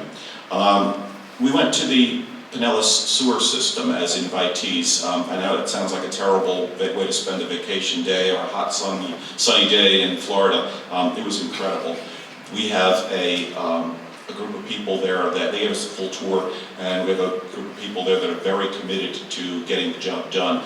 The reason why I'm saying this is there's going to be a water increase. We had nothing to do with it here. It's water, sewage, and recycle, and there's a series of pretty substantial increases coming through. My initial thing was, yeah, here we go, and big 6-figure salaries for the people. That's not the case. They showed us where that money's going, and it's going to the infrastructure. I suggested to them, and this came up at the Big C, if anybody was there, that they present to all the mayors and let the mayors know so they can take it back to their town, because we had one mayor who said, hey, they're socking it to us with a big increase, and that's really not the case. They are increasing the rates, but there's method to the madness here, and they're trying to forestall what could be a total breakdown of the system. I think that it would be beneficial if they come here, and again, it would be a short 5-10 minute presentation. This increase is going to happen for October, so I think anytime between now and then, before the residents see this, because I do believe we are going to get the slings and arrows shot our way. We didn't have anything to do with this increase, but I think we have to be prepared to answer it. I've seen the presentation, but I think it would be beneficial. It was over a 1-hour presentation. Again, I've asked for the 10-minute version of it, so if council has no problem, I would like to invite them to come back. Any problems? Thank you. I want council to start thinking about, it dovetails, and I didn't know what he was going to say tonight, of course, because we can't talk about it, about the strategic plan that the vice mayor has shepherded through, and we need to take to the next level. In the last 2 months, 3 months, I've had meetings with Senator Brandeis, the future speaker, Chris Sproles, twice, Charlie Crist, and Rick Scott. And other mayors, I can tell you, are going to, like one mayor met with Marco Rubio, who's a friend of mine, and not Marco Rubio, but the mayor's a friend of mine, and he was getting money for his town's infrastructure improvement. We don't have our priorities, legislative priorities set forward. You have an attorney here who can do that lobbying for you, and I want to do it, but I don't know what to say our city stands for, and I think it really dovetails in with what's the next step. So I'm going to ask that we have what we did in Suncoast League of Cities. We had a one-day retreat. It wasn't a full day, it was about 3 hours, and we came up with their priorities for next year. And unfortunately, there was only a handful of people there, so hopefully they got to hear what I had to say. We need to do the same thing in our city here. Tell me what your legislative priorities are, because we're prepping for the session right now, for the winter session. And I got to tell you, Suncoast is worried about climate change and sea level rise and stuff like this, and transportation and some things that this city may not be so focused on. We have other priorities over here. So let me know what it is so I can represent you better at Suncoast and the Mayor's Council and Big C. But more importantly, I don't mind going there. I'm going up to New Jersey shortly. I could have went to Washington and hit these guys up in the summertime, and we're not going to have that opportunity. So if we want to bring home the money, because there's nothing in our grant money next year, we need to do this. And you've got the resource sitting right here, so please utilize me. I'm going to ask that we have a separate session, not this month, but like early September, so that we can get on this thing, because I don't know where to go with it without it, and I don't want to just give my priorities. I'm glad, thank you City Manager for the employee handbook. We also have the hurricane plan. So again, budget has been our #1 focus, but we need to focus on this stuff also. So it will be coming back, and I think we need to give some comments back to you if any, or just tell you it's wonderful, whatever we see, but we owe you some comments on that shortly.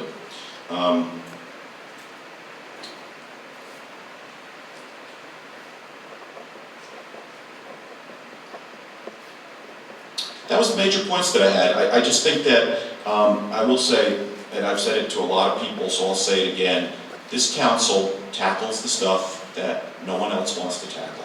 We have a budget deficit in our city. It's something that came with our jobs here.